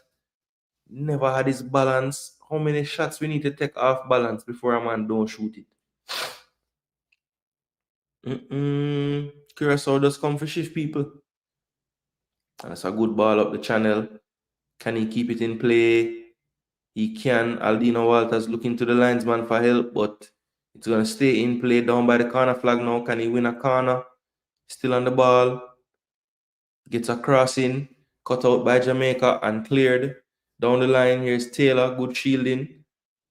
Plays it central to Henry. Henry with a good first touch. Running away from the player into the Curaçao half. Playing it through the space to Brown. Brown on the ball. Can he get the cut back? And they want a handball for the slide, but they're not going to get it. Curaçao looking to up the tempo here. Played forward. Will he get the foul call? Looks like there's a no call there. And 2 subs coming on now. Looks like the number 17, Henry, coming off. Surprised that's not Hewitt coming off, but Henry off. and on will be Holloway and then Hussey. Straight swap for the attacking midfield role. Davian Clark will come on for him. Expected more from Clark in this tournament. Hasn't impressed me. I know it's a different level from last year, but I thought he looked a better player last year in that competition. Hopefully today we can get a better performance from him. No, he had an improved performance against Aruba, but the Belize one was what I was really watching because the physicality was a better match. Here's what a good move from Savage into the box.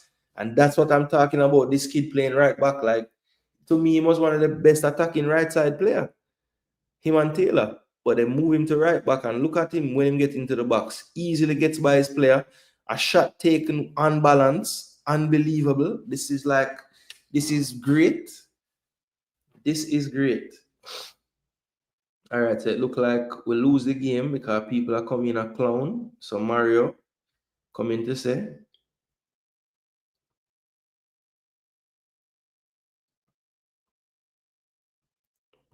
"14, I really like him. Need a good system to grow him." Well, right now he's growing in the Real Mona Kingston Academy system. That was a header from the corner. I think that was Morris who got his head to that one, but it was at the keeper. He did bubble it, but he reacted quickly to get it again.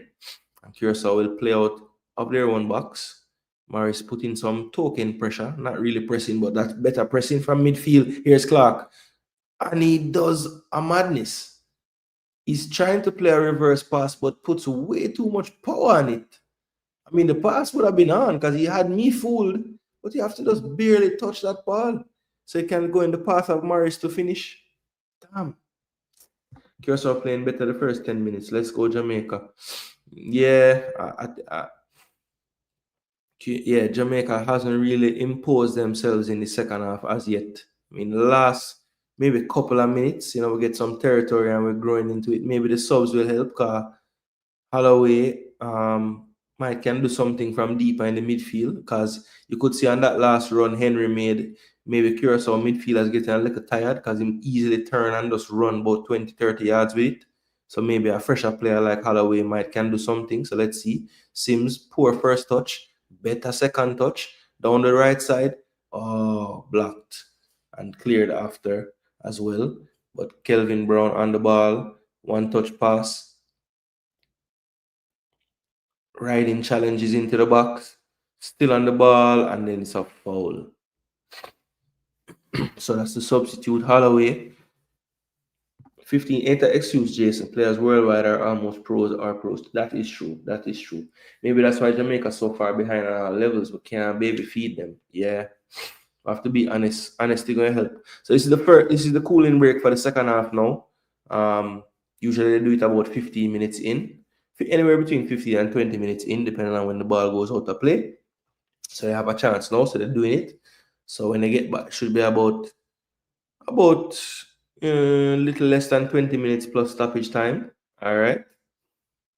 So Jamaica number 11 and 10 was on the bench and subbing now. So these numbers don't value anything anymore. Bench players wearing them big numbers there. No low. I would say that both players are normally starters, but them play every day. So I must never start them today. So yeah. Cause even like if you look at all three match cards, the second game they made 7 subs. I didn't count how many this time, but it was a few different changes as well. Cause Kelvin Brown never start with Morris last game, so that was one. I never saw Deshaun Smith start yet, so I think this was his first start. Wellington did start the last game. Hewitt never start the second one, but started the first one, start again today. So there were a few changes today. Man, you lose 3-2. Okay. Or maybe that means, yeah, man, you lose 3-2. Okay, cool. Come on, I think Man, you play today. Bless up, Martin. What go on, bro? Nitro said meaningless. Yeah, I've been not to watch the score in a preseason, but I just want to see how the man them play. But if we give up 3 goals, then more than likely, I'm not gonna like how the man them play. Kelvin Brown. Shields off one. Play it into the channel to Morris. Morris can't get to the ball before the player. Good sliding challenge. And he might have injured himself making the challenge as well. Our youth plays so much like the seniors. Boy, man, I tell you. Arsenal keep getting booked. Maybe signs for the EPL. I'm not bad mind, just asking a question.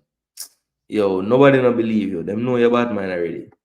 Me just ask what go on, never said anything else. Yo, Mario and we max it. We're on a Jamaica under. Can you please read the title of the Let's discuss the players playing right here.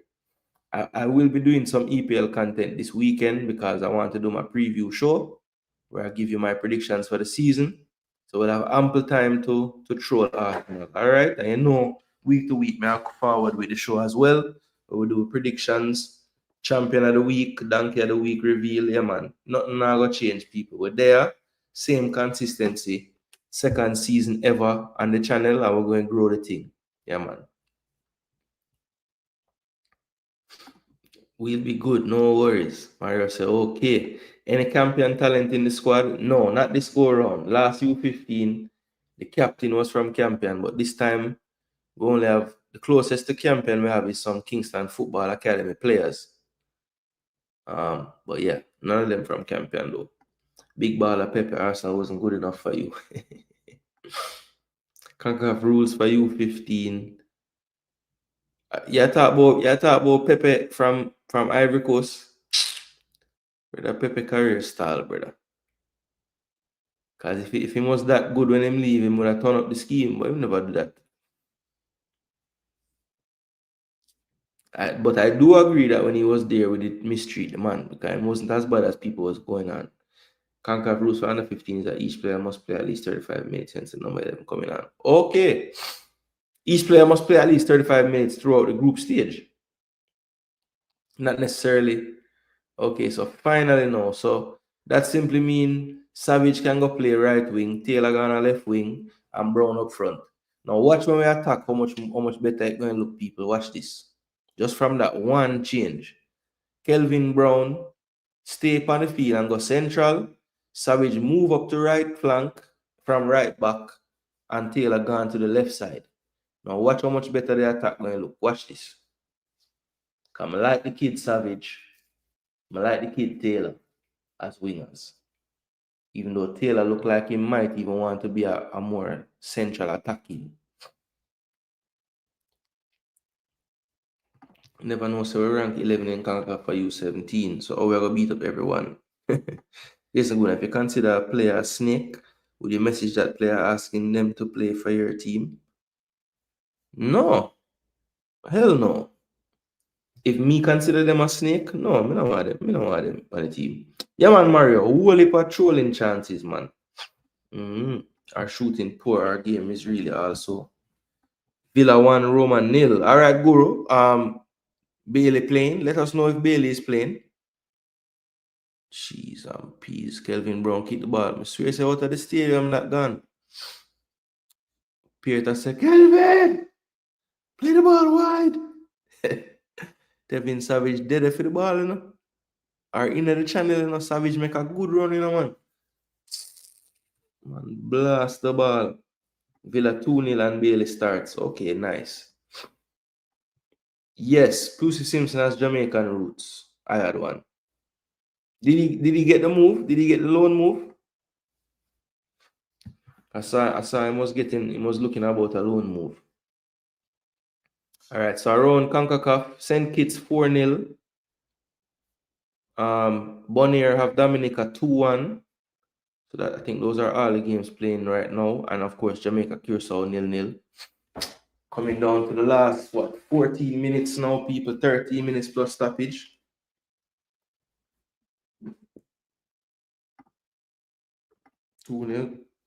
Bailey looking fit and determined.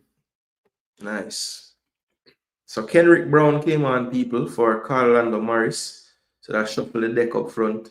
We're actually playing two wing players now with a striker. And look at the difference. Brown, good first touch, lays it off. And look at this. We can pass the ball on top of the box because we have space. Oh my gosh. Henrik Brown. When you get played in there, if you're going to shoot, drive it with your instep, my brother. And if you're not going to do that, put it across the box for the tap in. This is the best little spell of play. Good combination, good combining, one touch, two touch, and then the man will see him naming lights and kick the ball. That's poor technique, man. Damn it.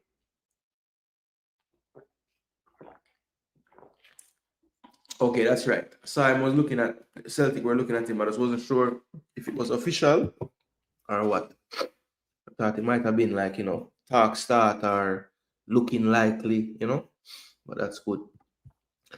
Wonder if the so-called people that thinks a local-based team is the best option actually watch these games though. The games, I think they do watch them, but the analysis always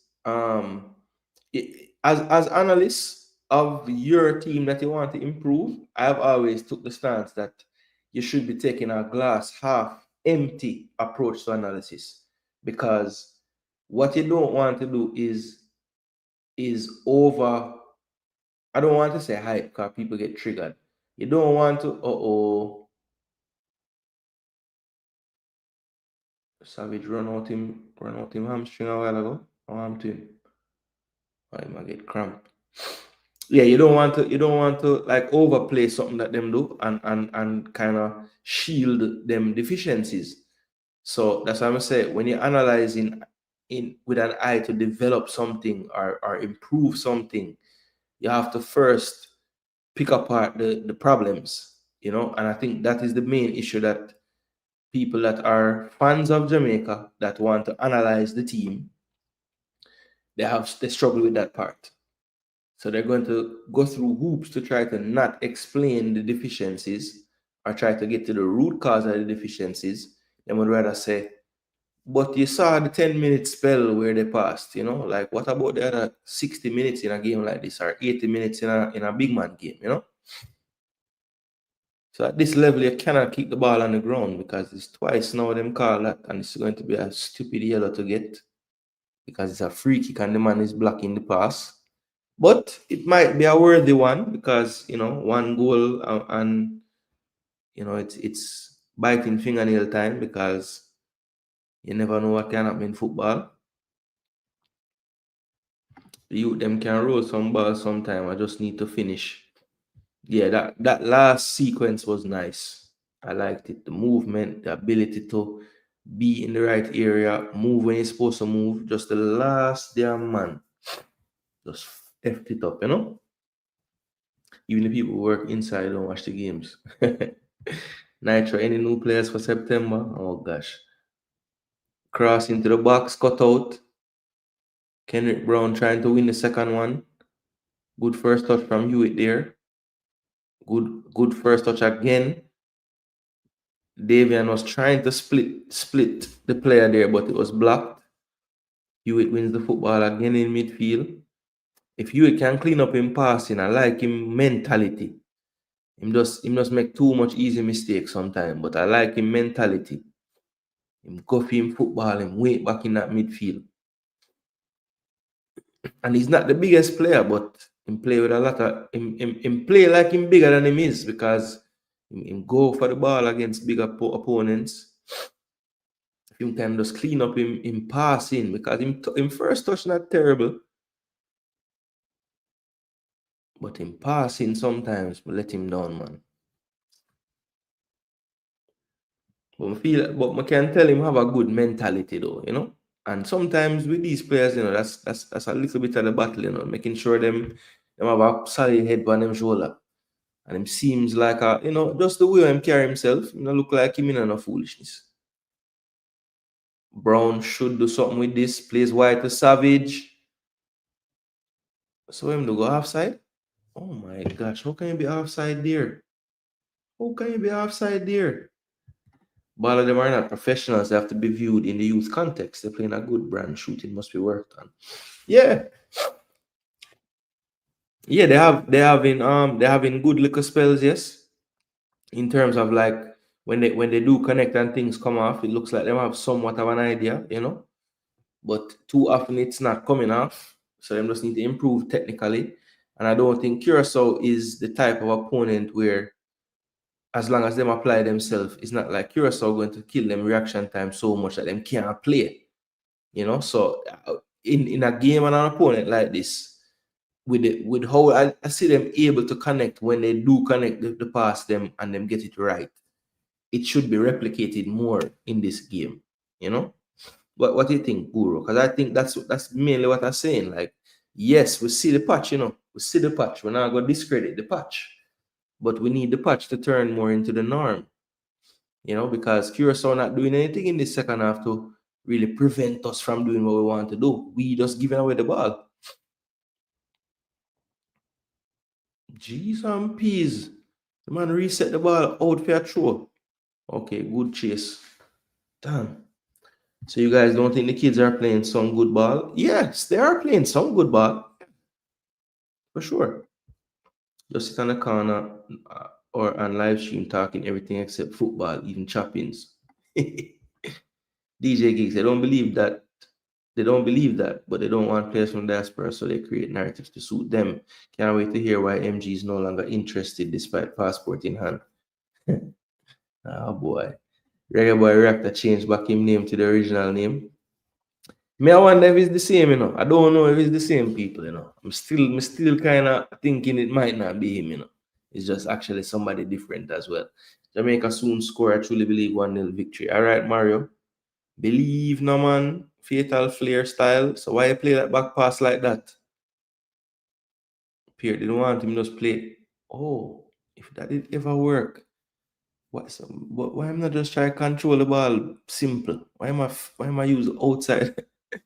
Why I stop play the ball? But you also have people like DJ Gigs that just have issue with the team right now just because it's local kid. Nothing the kids do on the field today is going to impress him.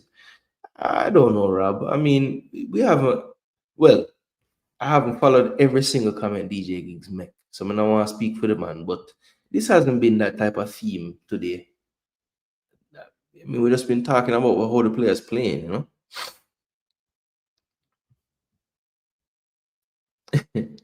Yeah, we still I try to do the detective work,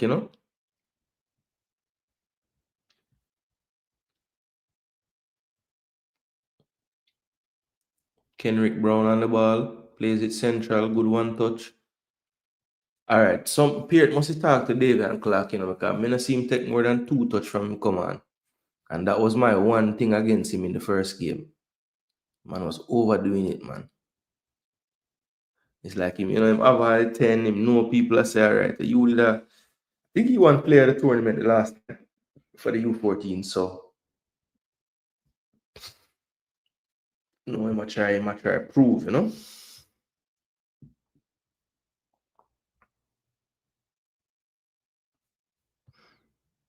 Yeah, the kids are not playing poorly, but I don't. Who is saying that they were though? Sometimes, Robbie, you defend things that nobody's attacking.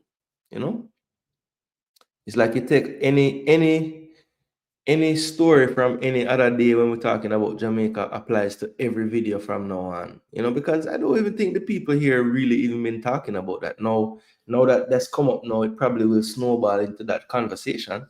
But we weren't really talking on those things. Like, if they had more NYCFC academy players, we never even I never seen nobody bringing that up at all. But I guess at this point you've been around YouTube so long you can just read the people in mind before them type, and you just know what them are gonna think and them thing there, you know what I mean? They should move Jamaica up to League A. Oh, if we deserve to move up, they should. But until then, they shouldn't. It's a merit thing. The players are playing great and the best in the tournament. All right, now we're going to sarcasm. So DJ, I must read Geek's comments. All right. I go humor your Rob Smith and scroll up and actually look on the chain of DJ Geek's comments them, because I don't know if me just I miss the actual one where him say something. JD don't say him never say it, but me I look for myself. I have eyeball too. One of the so-called people that think a local-based team is the best option actually watch these games. Okay, so you're referring to that comment right there. All right. Okay. So somebody did bring up the local-based team in the context of it being the best option after watching the games. Okay. All right.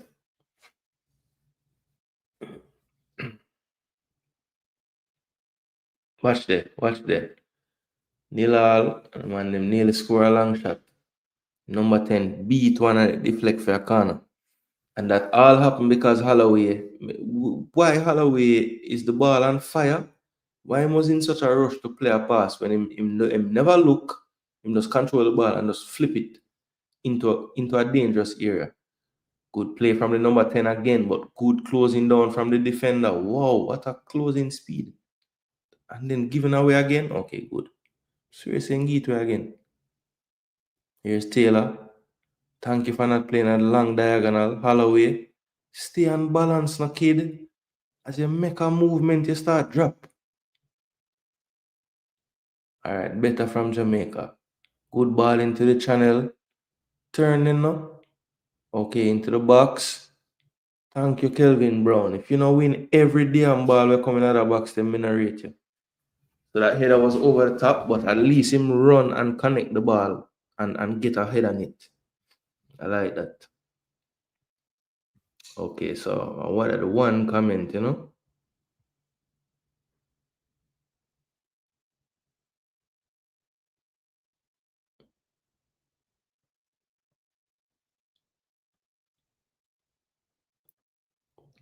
Okay. Yeah, well, me read the comment in question. So yeah, me see what you referring to. Like me saw that you were unreasonable at your criticism. Rob Smith, like me, saw that you were unreasonable at the criticism of the youths. You wouldn't be so critical if they were heritage players. You are transparent. Okay. Oh, maybe, or you meant to say I am not transparent? Because me, oh brother, me critique any baller. I think the worst one is my ballers. Can I critique Arsenal players worse? I critique Jamaica players worse. You know? Because regardless of what you think, you can't force me for thinking Jamaicans, like me not say for a JPL baller, me not say for a EPL baller, me just say for a footballer. Because I watch football. I don't fix myself to just watch, whatever, Jamaica on the break, off the crossbar, and Brown kept it down. Thank the Lord. So Jamaica counter after a corner by Curaçao, and Brown slipped in. I think it was Taylor on that left-hand side. Taylor, first time shot off the crossbar, ricochet back into the box, and Brown, thank the Lord he went for the placement, because I think if he tries the instep with that bouncing ball, it might not stay down. So good finish in the end, 1-0. So Mario Logan, where are you? He did say 1-0 in the end. So let's see if it stays that way. But it's 1-0, people. A good attempt on the first effort. I'm not going to beat him because it at least hit the frame. And we have had ample opportunities to hit frame today and can't do that. So good first one. But what I liked about that one as well, the timing of the runs, because the guys never go offside. And Brown slip somebody in, because Brown have a tendency in those actions to just trust himself. And at least that time him attract a defender, right moment, slip the player wide.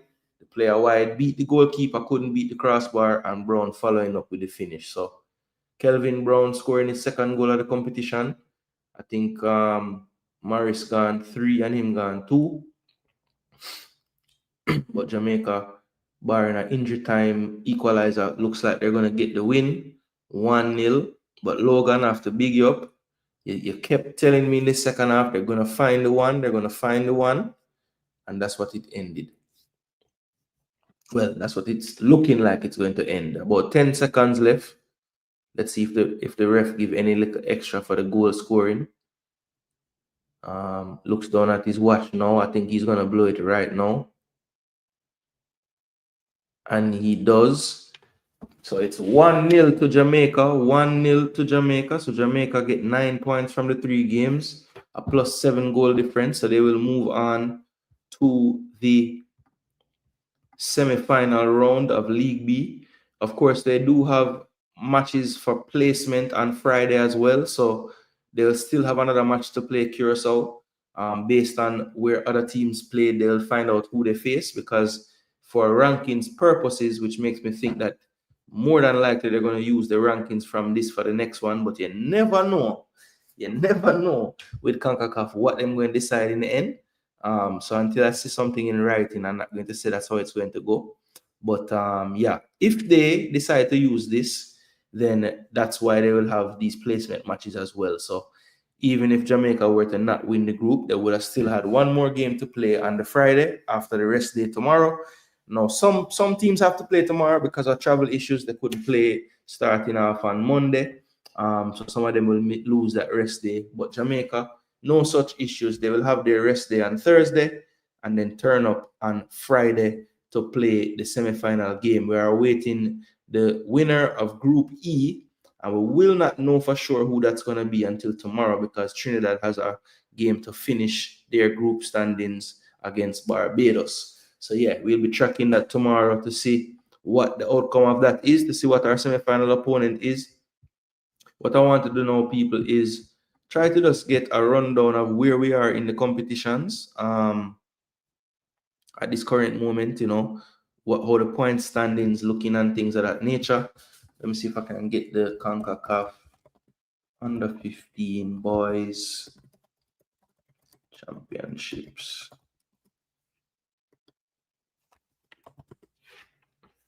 All right, so let's see if them have it on. So they only have it on Google. They don't have it on, they only have it on Concacaf. That's all them have. All right. Well, in the meantime, let me show you guys the match schedule, because that is very helpful to see.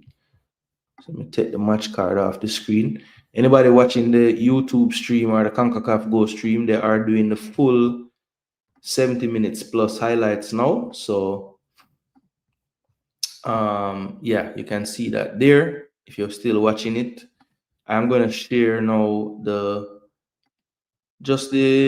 whole file as far as the matches go. So this has all the leagues in one. So you see on the bottom of the screen here, you have it kind of color coded. So you have your League A groups: Mexico, Panama, Honduras, El Salvador, Nicaragua, Saudi Arabia, Costa Rica, Canada, USA.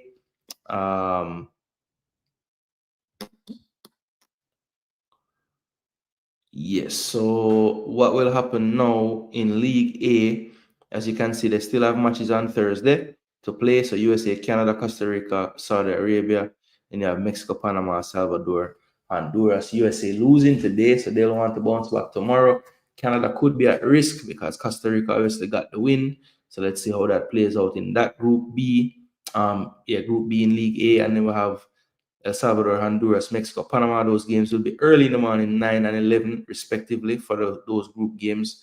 And once those are concluded, we'll know how it's going to set up for Saturday. Looks like 9 and 11 as well. You'll have the semifinals played in League A. So anybody interested to catch those, that's Saturday morning, 9 and 11.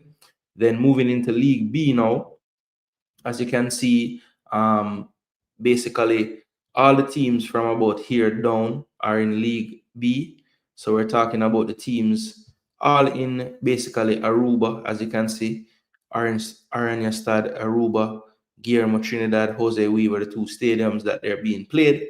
Jamaica has been playing their games in the Stadion Guillermo, Trinidad, and that will continue as well as we move into the semifinals. As you can see, Jamaica booked their place in match 62 right here, 1D. So they will be playing at 4 o'clock on Friday, people, and they will face the winner of Group E.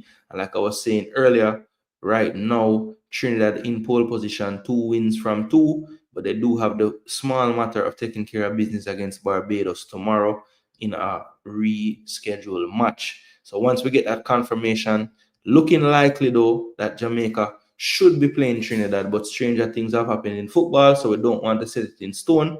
And then, as you can see, the other semifinal will be the winner of Group C versus the winner of Group F. So for that now, I was trying to find the current standings so I could go ahead and show you. But I'm having to get creative to find a way to actually see the damn things.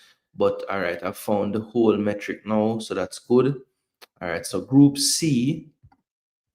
So in Group C, we have Puerto Rico, Cuba, Guyana, and Cayman Islands. So basically, it was between Puerto Rico and Cuba based on the results going into the final day. And Puerto Rico was able to slap up Cuba. So they will be going on as the Group C winners into the semifinal. And they face the Group F winners, Dam Rep, Guatemala, British Virgin Islands, and St. Kitts. And the big one in that one, people, is coming up right now. Both teams with 2 wins.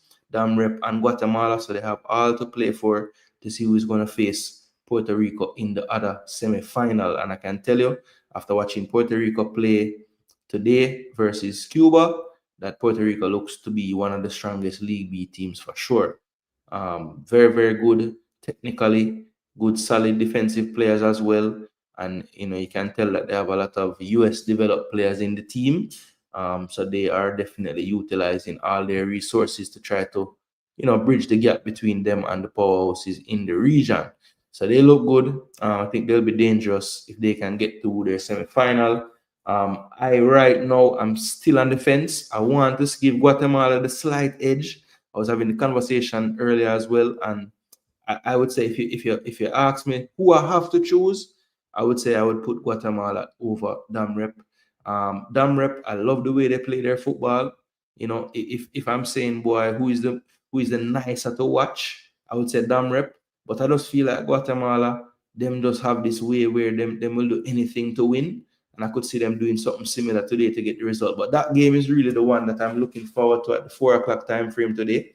As you can see, in Group E, you have not Group E, Group F. You have it right there. Dam Rep versus Guatemala, match 48, and that will be at 4 o'clock Eastern time, so 3 o'clock in Jamaica. So about 30 minutes, people. If you're not sure what you want to do with your life, I don't know why you wouldn't be watching these kids be playing, because it's just great education to be watching these games. You get to learn players for the future from other countries who we could potentially face. I remember watching Mora in these youth competitions. Now we see him playing for Mexico. So it's really nice, man, when you can see them from this time going up. The girls, the same. You see I remember that girl Dudley was at the U20 World Cup the other day. I remember watching her at U17. With the Jamaican girls, you see like a Maya coming from U15 right up. So yeah, man, it's nice when you watch it from now. It's like you really get a true feeling for where them coming from. Like you can really see, wow, this person couldn't do this 5 years ago or 3 years ago, and look what they can do now. So it give you a better appreciation. It also let you know how much development is needed, because you're seeing the Concacaf teams that you would think have the better developed and the better the better framework for development. You see what level their kids are able to play at. So it's just a good learning experience, and you should really watch these games with an open mind, and just be honest about things.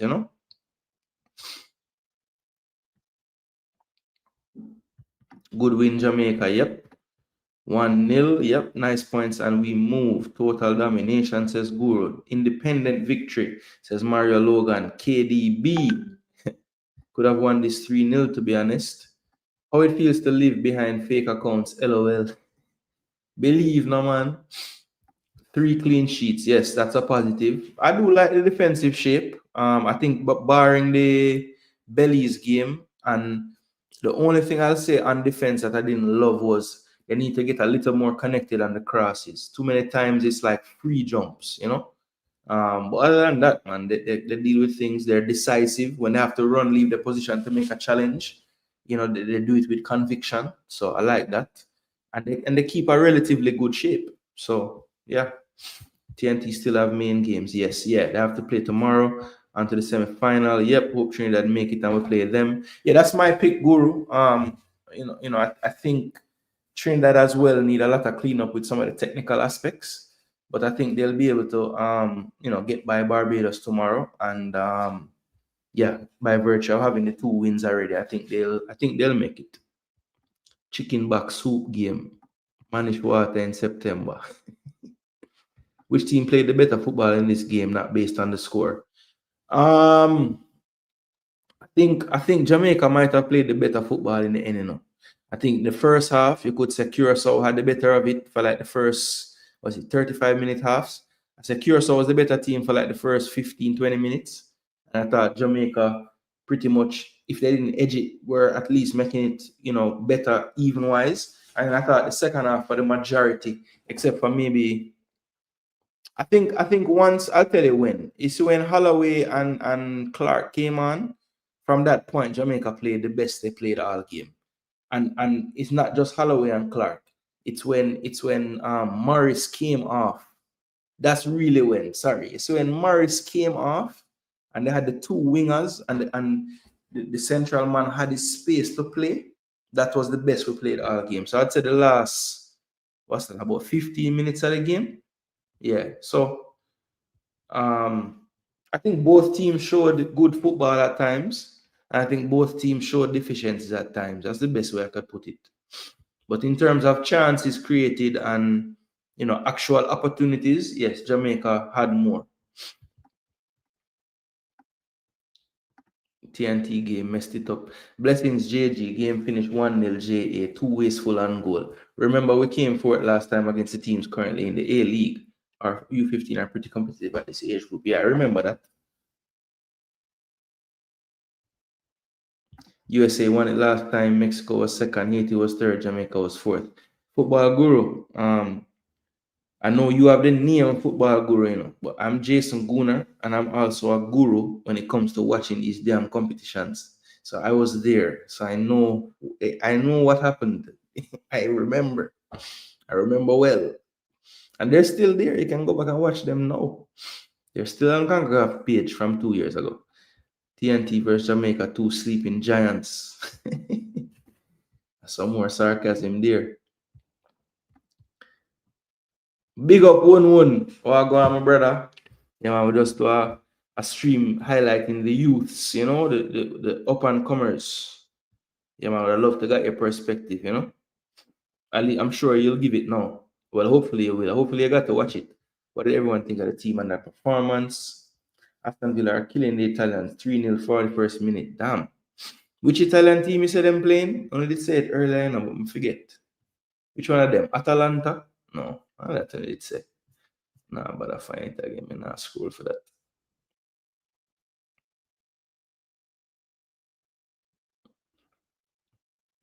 We said that about Puerto Rico at the U14, but then we slap and then we slap them. All right. Well, let's see.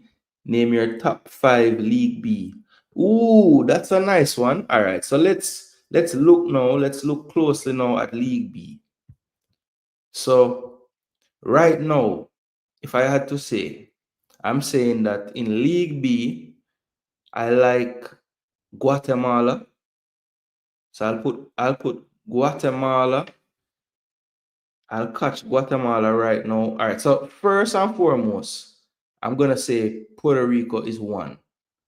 I think they have played the best and they have some good results as well because they have beaten. All right. Why won't let me separate this by league so I can cut out some of these games? All right, let me see if I can find what actually I look for. Matches. Okay, there we go. So League B, Group C. So them win 3-0, 5-0, and 4-1 today. So them score a few more goals. Yeah, so I'm actually gonna put Puerto Rico number 1. Number 2 for me, I'm going to say I kind of want to wait until them play them third game. I want to see how the Guatemala dam rep game got, JD, honestly. But all right, since Jamaica gone them 3 game and them get them 3 results, them don't concede. I'm gonna put them second. Main difference there, Puerto Rico concede 1 today to Cuba and none otherwise, and them score a few more goals than Jamaica. So and I would like to say aesthetically, they move the ball through the thirds a little bit more fluently than Jamaica. I won't even say a little bit more. I'll say a lot more. Like the way how they move into space and stuff and create space, I think they do it a lot better than Jamaica. And I think they have the players up front that can give them the individual. So some of that equalizer Jamaica use sometime where the man just can run past people and go do things.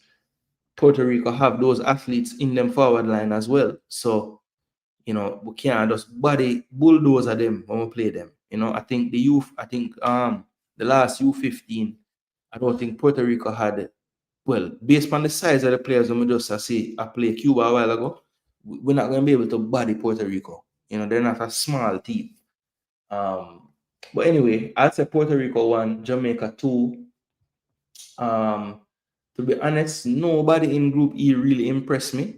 So that's it. Jamaica 1, Puerto Rico 2, and right now I put Guatemala 3, Dam Rep 4, and then since Trinidad is over there leading them zone, I'll put Trinidad at 5. Right? But the Group E has been the least impressive to me. Like when I watch those games, I'm not so impressed with those 4 teams in it. So they have Antigua, Bermuda, Barbados, and Trinidad. So yeah, I haven't been that impressed with that one. I like the Damrep and Guatemala group because I think Damrep and Guatemala just have a nice. I think there are teams on the cusp of being in League A and not getting murdered. Like I think they would do okay in League A with how them teams look right now, and I think Puerto Rico right now could be in League A and hold them on as well. So, all right, that's my League B top 5 right now. So, Puerto Rico 1, Jamaica 2, Guatemala 3, Damrep 4, and Trinidad 5. That would be my top 5. But good question. And I really want to revisit it after Damrep play Guatemala today. JA needs to work on their finishing. Good effort though. Okay, thanks, Michelle. Leon Bailey feels the independent holiday. He might play good. I'm coming to England next week. Yes, he'll be in England, feed people. I haven't seen you on a stream in a while. Wonder if you're doing transfer for Arsenal or getting players with your mate, the Reggae Boyz upcoming game.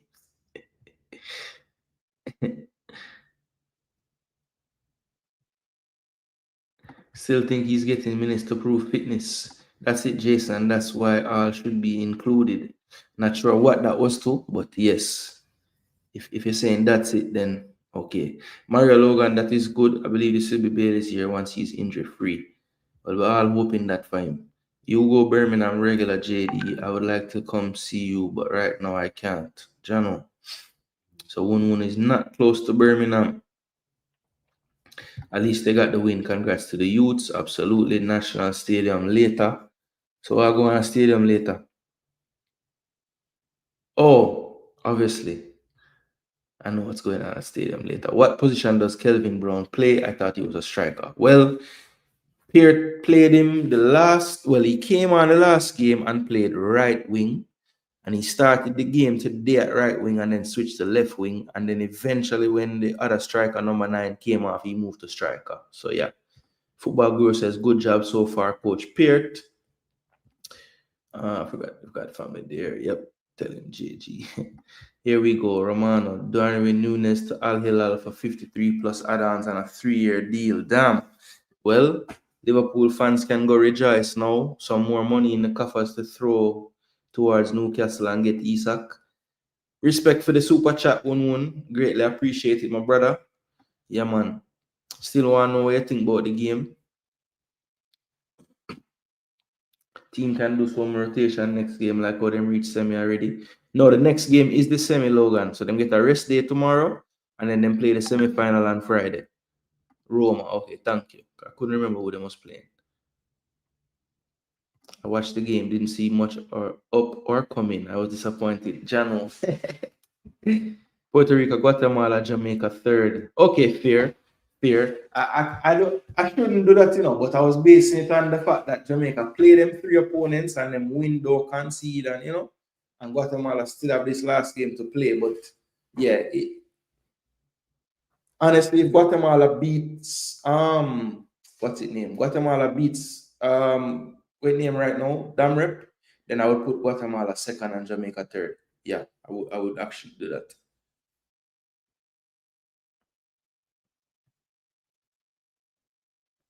TNT fourth, Damrep five. Yeah, I'll flip those two. Wagwan Vinsky didn't get to watch the game, but how the team look, good potentials for the future. I think a lot of them need some work. I would say right now the players that I think have like the most potential for growth right now. They have a centre back named Kelvin Brown, number 14. Him looks solid. Number 3, Hussey. I don't think today was his best performance, but I still like the way him carry himself on the field in terms of his body positioning and movement and stuff.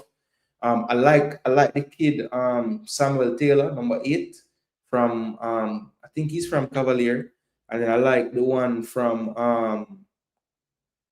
I think no, Taylor is from Mount Pleasant. The other one from Cavalier that I like is Tevin Savage, number 7. I like him as well. Him show some versatility today, play right back, but I think he's an attacker. Because as soon as him get up the field as a right back, him look good, and as soon as they move him to wing, him look good. But I think he made a run and messed up his foot, so or his ham. It looked like he was stretching his hamstring. So hopefully nothing serious. But yeah, I would say those are the players. Some other players I have time for as well, but not so. The number 6 as well, the left back. He's getting a fight from the coach, but I like him. I think he have potential. And I kind of some of the ones that I've been watching out for to say, yeah, this are one for the future. I've been disappointed. Like Kelvin Brown, number 15, the striker. Morris, number 9, hasn't really impressed me. Not enough. He don't do enough in the game. Like him not involved enough in the game. His touch is not clean enough. Too much of the layoff, them not coming off. I was expecting more from Davian Clark, number 10.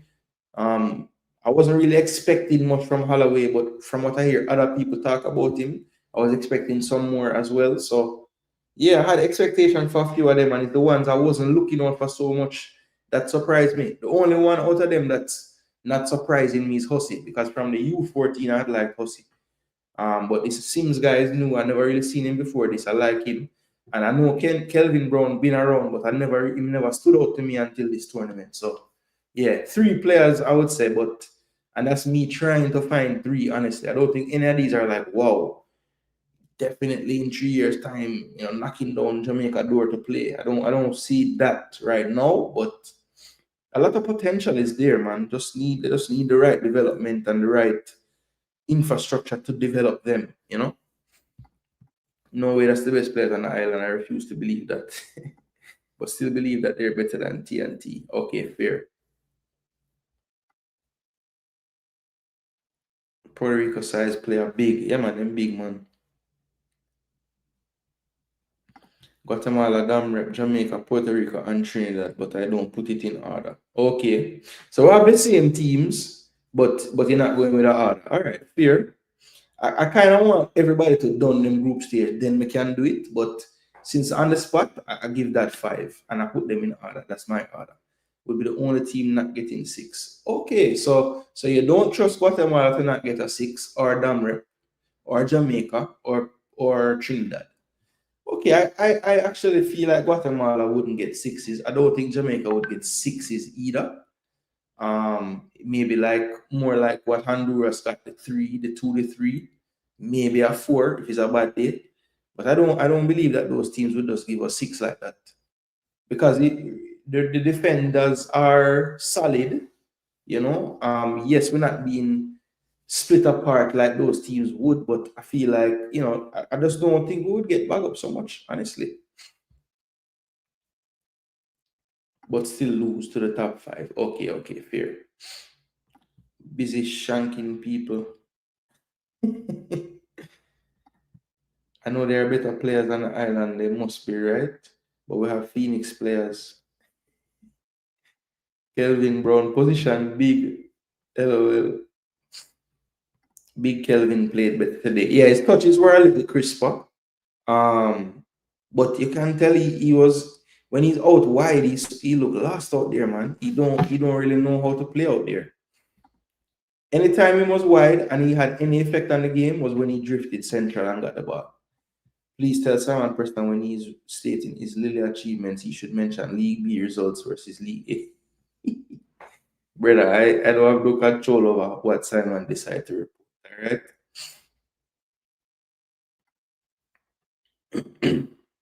That's fair. These are children. You're gonna get a lot of those games. Yeah, that is true. They're not gonna be so consistent in the performance, and even in the performance in the game, because they'll give you a good 10-minute stretch, and then you wonder where did it go.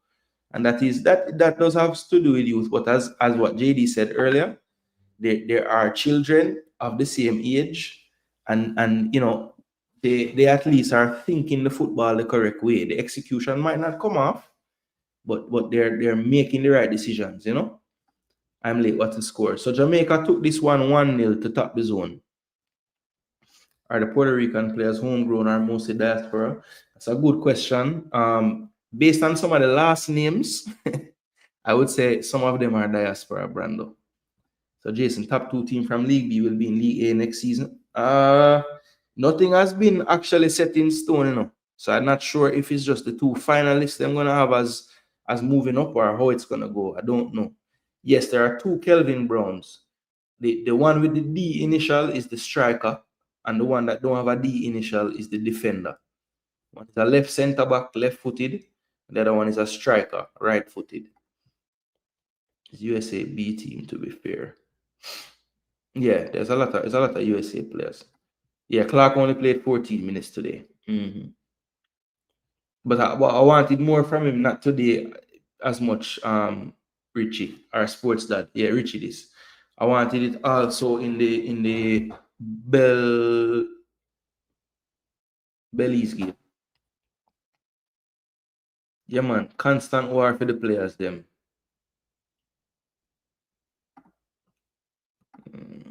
Figured that much, JD. Thanks. I really believe in my 1-0 victory for Jamaica. Can't wait to see the semifinals matchup. Yeah, so we'll find out tomorrow, Logan. I'll have some time tomorrow as well, even though early in the day I'll probably be watching out of the studio because I need to go and it's time for car maintenance and wifey's car. So she'll be driving my car tomorrow. I'll have hers. And I'm gonna take it and get tires rotate, balance, and oil change and all them things. You see me? Drain out some fluid and top up and just get the car smooth. You have to take care of them things. You can't. Well, I'm not saying you can't have your wife doing those things, but I know she not like do those things, so I'll take it up and do it tomorrow. We just have to find a way to make the player figure it out. Yeah.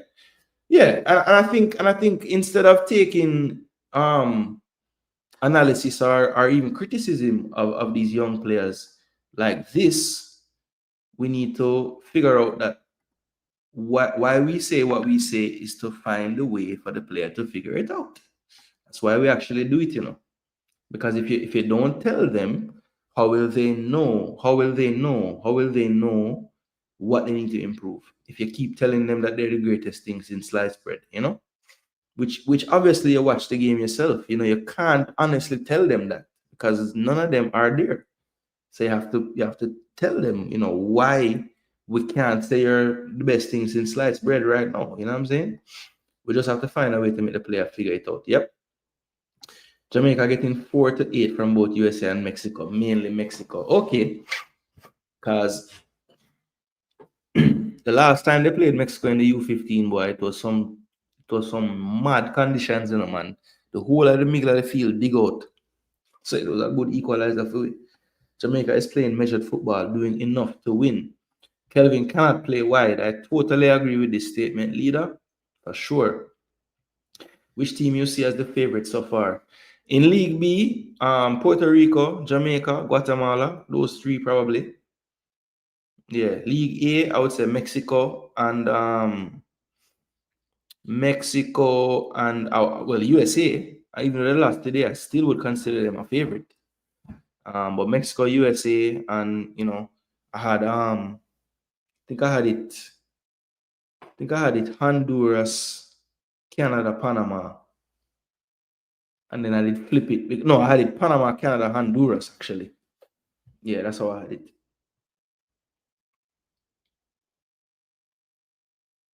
Mexico is very consistent. That is true. He is here. He is here in the game. He's learning the game and has always played as a number 9. Yeah. Well, Peart want the two of them on the field, brother. And him now play two strikers. So one of them have to go out there. And him not put Morris out there, I'll know. And him actually look to be a little more technical than the other one. So maybe him should try Morris there. Him gonna try any of them there. That's signs that you're not on the same level. Stop the excuse about kids. Yeah. Players are being rotated. Yeah, they have to be. Have to be them playing. I know it's a developmental tournament, so I think them have to get what? At least a certain amount of minutes in the group stage, right? Or something like that. Puerto Rican squads are usually made up of US-based kids nowadays. They are Americans and usually developed in American youth system. Yeah, that's a fact. The Lika, they are up leader. The saddest is Jason. Only Jamaicans around football in the world thinks 15-year-olds are kids. 16-year-old took Shamar game, 17-year best player in the world. Liverpool just started at 16-year-old. People should stop staying in a box. Stop staying in a box. Yeah, man, it's good to see what's going on out there, man, to see comparatively where we reach, you know. All right, this is not the game we need to see, no. I want to see the damn rep game.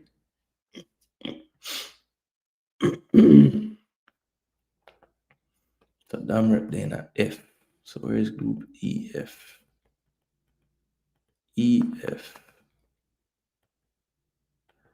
EF, where are you, EF?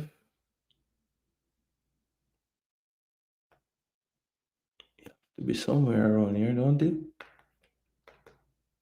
Right, search. Okay, there we go. EF. My comment earlier regarding the people that want a full local squad based team was based on support. Not saying the youth them wasn't good, because a few seems to think that's what I was saying. Okay. So Giggs took the time out to try to explain his comment, you know. Let's see if them even listen to the explanation or not. They're doing a good job changing up the style of play for the Jamaican youths, but we don't have to stress more shooting practice, although I know the different surface is a part of it.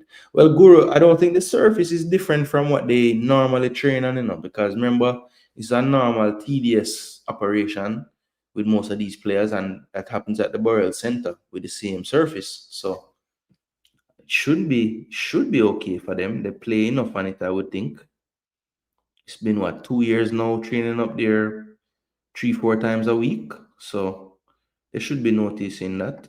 Leon Bailey gets sub. Okay. Thanks for the update there. Let me check. Usually in these preseason games, I don't really have the stats tracking, but maybe we'll get lucky today. Aston Villa, Roma 3-0. So which part of this game I played? Them back in England or them still there, America? What's gone back? So Bailey off at halftime, started on the right, and they actually do have ratings. Nice. 6.6, 45 minutes, 20 touches, 10 for 12, 83%. 0 for 3 crossing, 0 for 1 dribbles, 2 for 4 ground duels, 1 of 1 in the air. Out of the 20 touches, him lose the ball 7 times, and he made 2 tackles. Watkins, Buendia, and Ramsey score. So everybody up top score, but Leon to back side. No assists. Well, just keep getting the fitness, my boy. Marseille play Aston Villa next. Nice. That should be a nice one. That's on Saturday. Damn. Wish I could do that one. That would be nice. Saturday, 1 o'clock. All right. So just to remind folks, we are awaiting tomorrow's game between Trinidad and Barbados to clarify who we're going to play in this semi-final fixture. So this is actually on Friday, August 8th. You see here 1C versus 1F. We know 1C is Puerto Rico. 1F, we're about to find out if that's either Guatemala or Dam Rep, about to kick off now. Then 1D is already set. That is Jamaica. And we are awaiting the winner of, well, not necessarily the winner of, but if Trinidad gets a positive result tomorrow versus Barbados in their makeup game on the rest day, then we'll face them on Friday. And that match will be Friday, 4 o'clock. The other semi-final, which I implore all of you to watch as well, will be at 2 o'clock. So you can see who Jamaica could potentially face in the final. Now, of course, Jamaica will get a chance to play on the Saturday as well, because even the losers of the semi-final game will play to get ranked third or fourth in League B. And of course, the final will be 4 o'clock the next day, which is Saturday, August the 9th. So lots of football coming up in League B in that Jamaica area. Of course, League A, if you're interested, those will be semi-finals Saturday and then finals on Sunday. And those are 9 and 11 o'clock kickoff. So would not interfere with your watching of the League B semi-final action if you take in those two as well. So people, there's one more day of League A play tomorrow, so that will show up how it's going to look for the semis on Saturday. And like I said, I do have some time, but I'll be a bit busy during the day with some errands that I have to run. So more than likely, when you guys see me, will probably be after training with Julie in the evening. Should be a lot of things to talk about tomorrow. I've not been on in a while, so a lot of player form to check. I'm going to try to keep tomorrow's program straight football, because we had a few lately where it's getting a bit political here on Gooner TV, and you know that's not the intention, but we do know that things that happen off the pitch do affect the football as well, so we can't just ignore it. So we do from time to time have to give our takes on it, but tomorrow will be straight football. We're going to look at players, look at where players playing, who has made moves, who's still looking to make a move, who is injured and not playing at all that we need to be worried about right now. Yeah, I think it's time to kind of do a little check-in on that. And of course, we'll be recapping, what's going on so far in the U15s. And of course, have one eye on, the future, because, the big ones are coming up September. We have away fixture to start the campaign against Bermuda. Then we will be at home to the long time, always rivals Trinidad and Tobago for our first home fixture of the final qualifying round. So that's what we have to look forward to on the channel. But again, I just want to say big ups and maximum respect to all you lads who tuned in to watch some football. What would the stream be without a little bit of debate about if the players are selected correctly and all these things about how harsh or how easy we're being on these players? But look, all of these are good conversations, because it's all about perspective. You might have a different perspective on it, but the hope is you can at least see the other people's perspective and at least try to understand why they come in with that perspective and why they got there, right? So that's why I try my best to keep everybody having a convo. No disrespect. We don't want to have to block and time out and them foolishness. That we are grown-ups for the most part here, I think. So we should be able to act accordingly. And I want to say big up to everybody that dropped a comment today. I didn't see any bad mind, any, we had some disagreements, which is natural, but no madness. So thank you for that. Don't need to go left, people. It's not necessary. This is just YouTube, people. It ain't that serious. All of them having their lives to go live. When you click off a here, maybe sometimes when you just don't click off a here enough. That's why I don't argue so much. Maybe. Yeah. All right, Peter Mystic said, I'm glad you stated that there are two Kelvin Brown, because I was always wondering why them have been playing center half. You know, I want them to do what they did to Nandi Low. Yeah, for sure. Albeit Nandi was versatile. Who won the match? Jamaica won 1-0. Nandi only played center half in the World Cup. He was a center forward otherwise. All right, thank you. You're welcome. Jason Lewis Baker, available September. To my knowledge, no. He's a name that has cooled off tremendously. And when I say to my knowledge, that is not the entire knowledge, but definitely I would say somebody that has enough knowledge to know and answer that question pretty strongly that I don't think he'll be around in September. We don't judge youths off anomalies. First world countries can develop anomalies often. Okay. I think, Guru, sometimes we actually judge our youths off anomalies too often, because at the minute a man do something that is an anomaly, we point to that to say why we should give another one a chance. Because we did the same thing when Whisper got in the team and then it was Dixon's turn. The argument for Dixon being in was, well, we just put Whisper and look, he got the move to Chelsea. So, it's only a matter of time. The Manning Cup just don't start yet. So let a Manning Cup season and the Costa Cup season happen, and we see if we learn anything. because someone players have errors with their passport. Yeah. I think it's quite a crazy situation with Baker from what I understand, but I don't know enough about it to like, speak in detail on it. It's good that you didn't follow your train and include the cussing and blocking. Guru, you are determined to say that I am like I don't know, like a plant that somebody planted me here to with a with a certain objective. But brother, if you can't figure out by now that I'm my own mind, that my own person, then I can't help you, my bro. Sorry. Anyway, people, big up on yourself, I'm gonna run. I don't think I'll come on later because I know people do them night streams and we're not run down the thing, and like I said, I really want to have a football based Jamaica discussion. So some of the things that are going on now with the backroom staff and all that, I've said my piece and all of that. So we're not gonna touch that for right now. Really and truly, I think it's just prudent for me to make the people aware because we're getting to the middle of August here, where we heard from Speed that the ideal goal is to get the squad out a little bit earlier, help to maybe manage the risk of injuries or how close people are to injuries. People can know what the initial intentions were and then follow along themselves with the players to make sure they're good so that if they don't turn up, we kind of know. So I think it will help with some of the questions that we might have if they just get it done a little bit earlier. So let's see if we can hold them to that, people. The middle of August, we should expect to see some kind of, even if they don't name a 23, maybe a 30 or something, so we kind of know what's going to come from type of thing. But let's see how they run it. But I'm looking forward to that. But I think before we get there, I want to put my eyes and put your ears to my telling you what these players are up to. Those of you who don't know, who haven't seen, we'll put it on screen to give proof. So it won't just be me giving a take on a player. It will be I'll show you what they've done, and we can have the discussion of if that's good enough or not good enough or whatever the case is. But look forward to that tomorrow, people.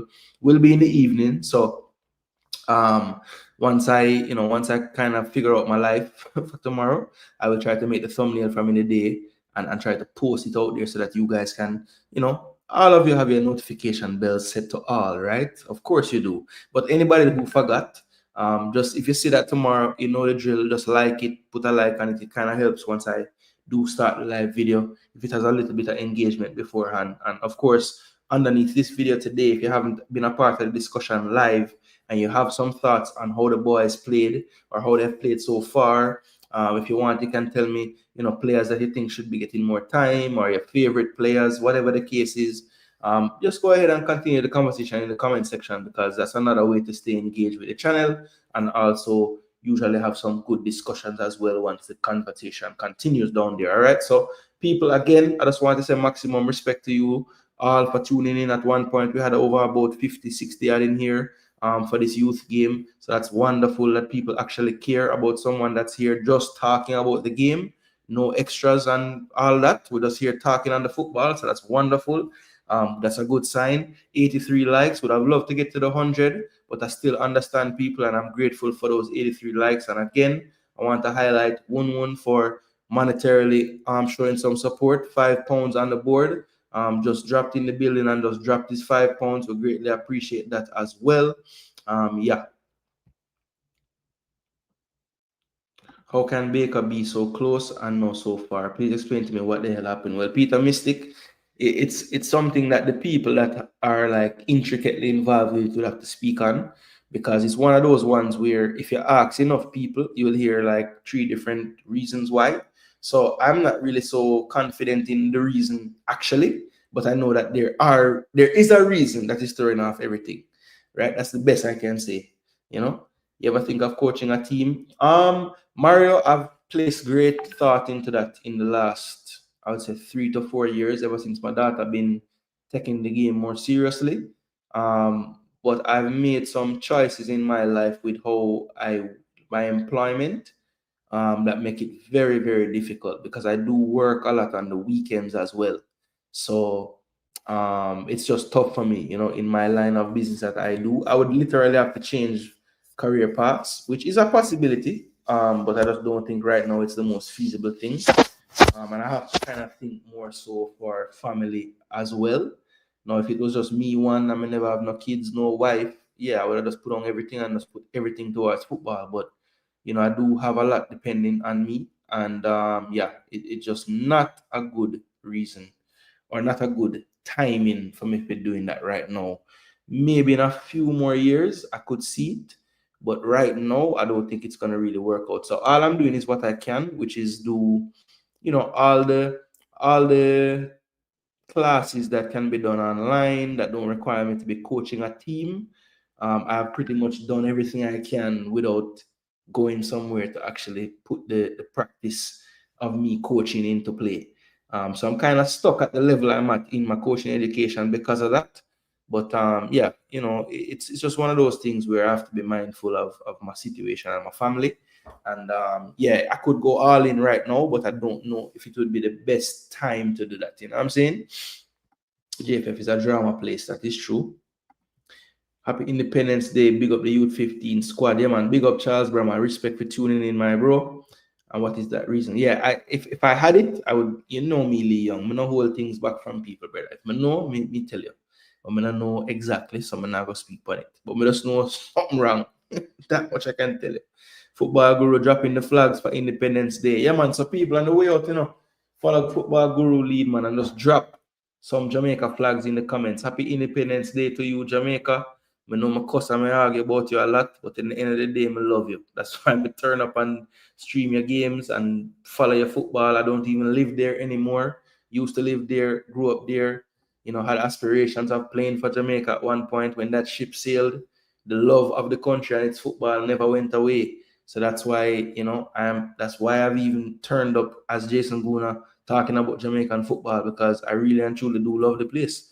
So yeah, when we are talking about them, when we want them to improve, or want them to get better, or pointing out things that aren't going well, that doesn't mean we love Jamaica any less. As a matter of fact, you should equate that to loving Jamaica more. Because the more you love something, the more you'll do everything in your power to make sure that it runs the best it can run, or does its best. And without pointing out what's going wrong, we cannot improve and get to that best area that we want to get to. So remember that, people. Don't always run and say people don't love Jamaica when they might try to improve Jamaica. You may not like the way they're trying to improve it, and that's fine, but let's still have the discussion of how we can improve it. And if when we're having that discussion, we can never look in the mirror and say, damn, we actually need to improve this, they will never be able to actually improve it, people. So I'll leave you with that on Independence Day, Jamaica. We are a brilliant, brilliant country. We have so much more we can do better. So let's look in the mirror and acknowledge that we need to still improve. All right? Big up on yourselves, people. Thanks for tuning in. That was my little Independence Day speech to all Jamaicans out there. But people, if you are a diehard Jamaican, just make sure that you acknowledge that it is Independence Day. Reach out to some family in Jamaica. Tell them you love them. You know what I mean? And yeah, man, just reach out to some people and have that fellowship with them, because you can't have it in person. And if it's your thing, you don't know TVJ or whoever, Jamaica government usually YouTube stream all the things at the stadium. I will be watching it, not necessarily for the entertainment and all of that. I'll be watching it to see how good care they're taking of the damn football field. So people, I'll be doing football game watch along, football field maintenance watch along tonight with this damn thing at the stadium, people. So over forward tomorrow, I'll give my report on that, as well as my report on a lot of the players out there that could potentially get called into this Jamaica World Cup squad, because it's time and I deserve to bring that to the people. And look out this weekend as well, people. EPL preview show. Definitely gonna go through my predictions for the season. Gonna predict every actual finish of the table. I did it last year. I'm going to revisit how I did last year and how bad it was, but I did get quite a few teams in the top half that people were like, what are you talking about? And it actually came true. So we actually never did terrible. At the top of the table, we had some issues because you don't know how that go. But yeah, people, look out, man. Content coming, EPL starting up, Jamaica World Cup, Youth 15, hopefully them can take home this League B. But we'll be here on the channel. And if we're not here on the channel, you'll see me in the spaces.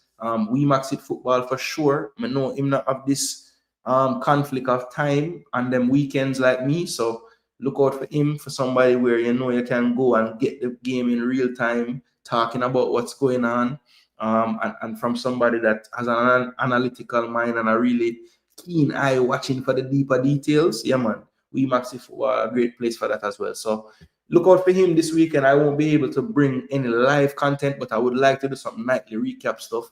Maybe I put it out in short video form because I need to make some more shorter videos now.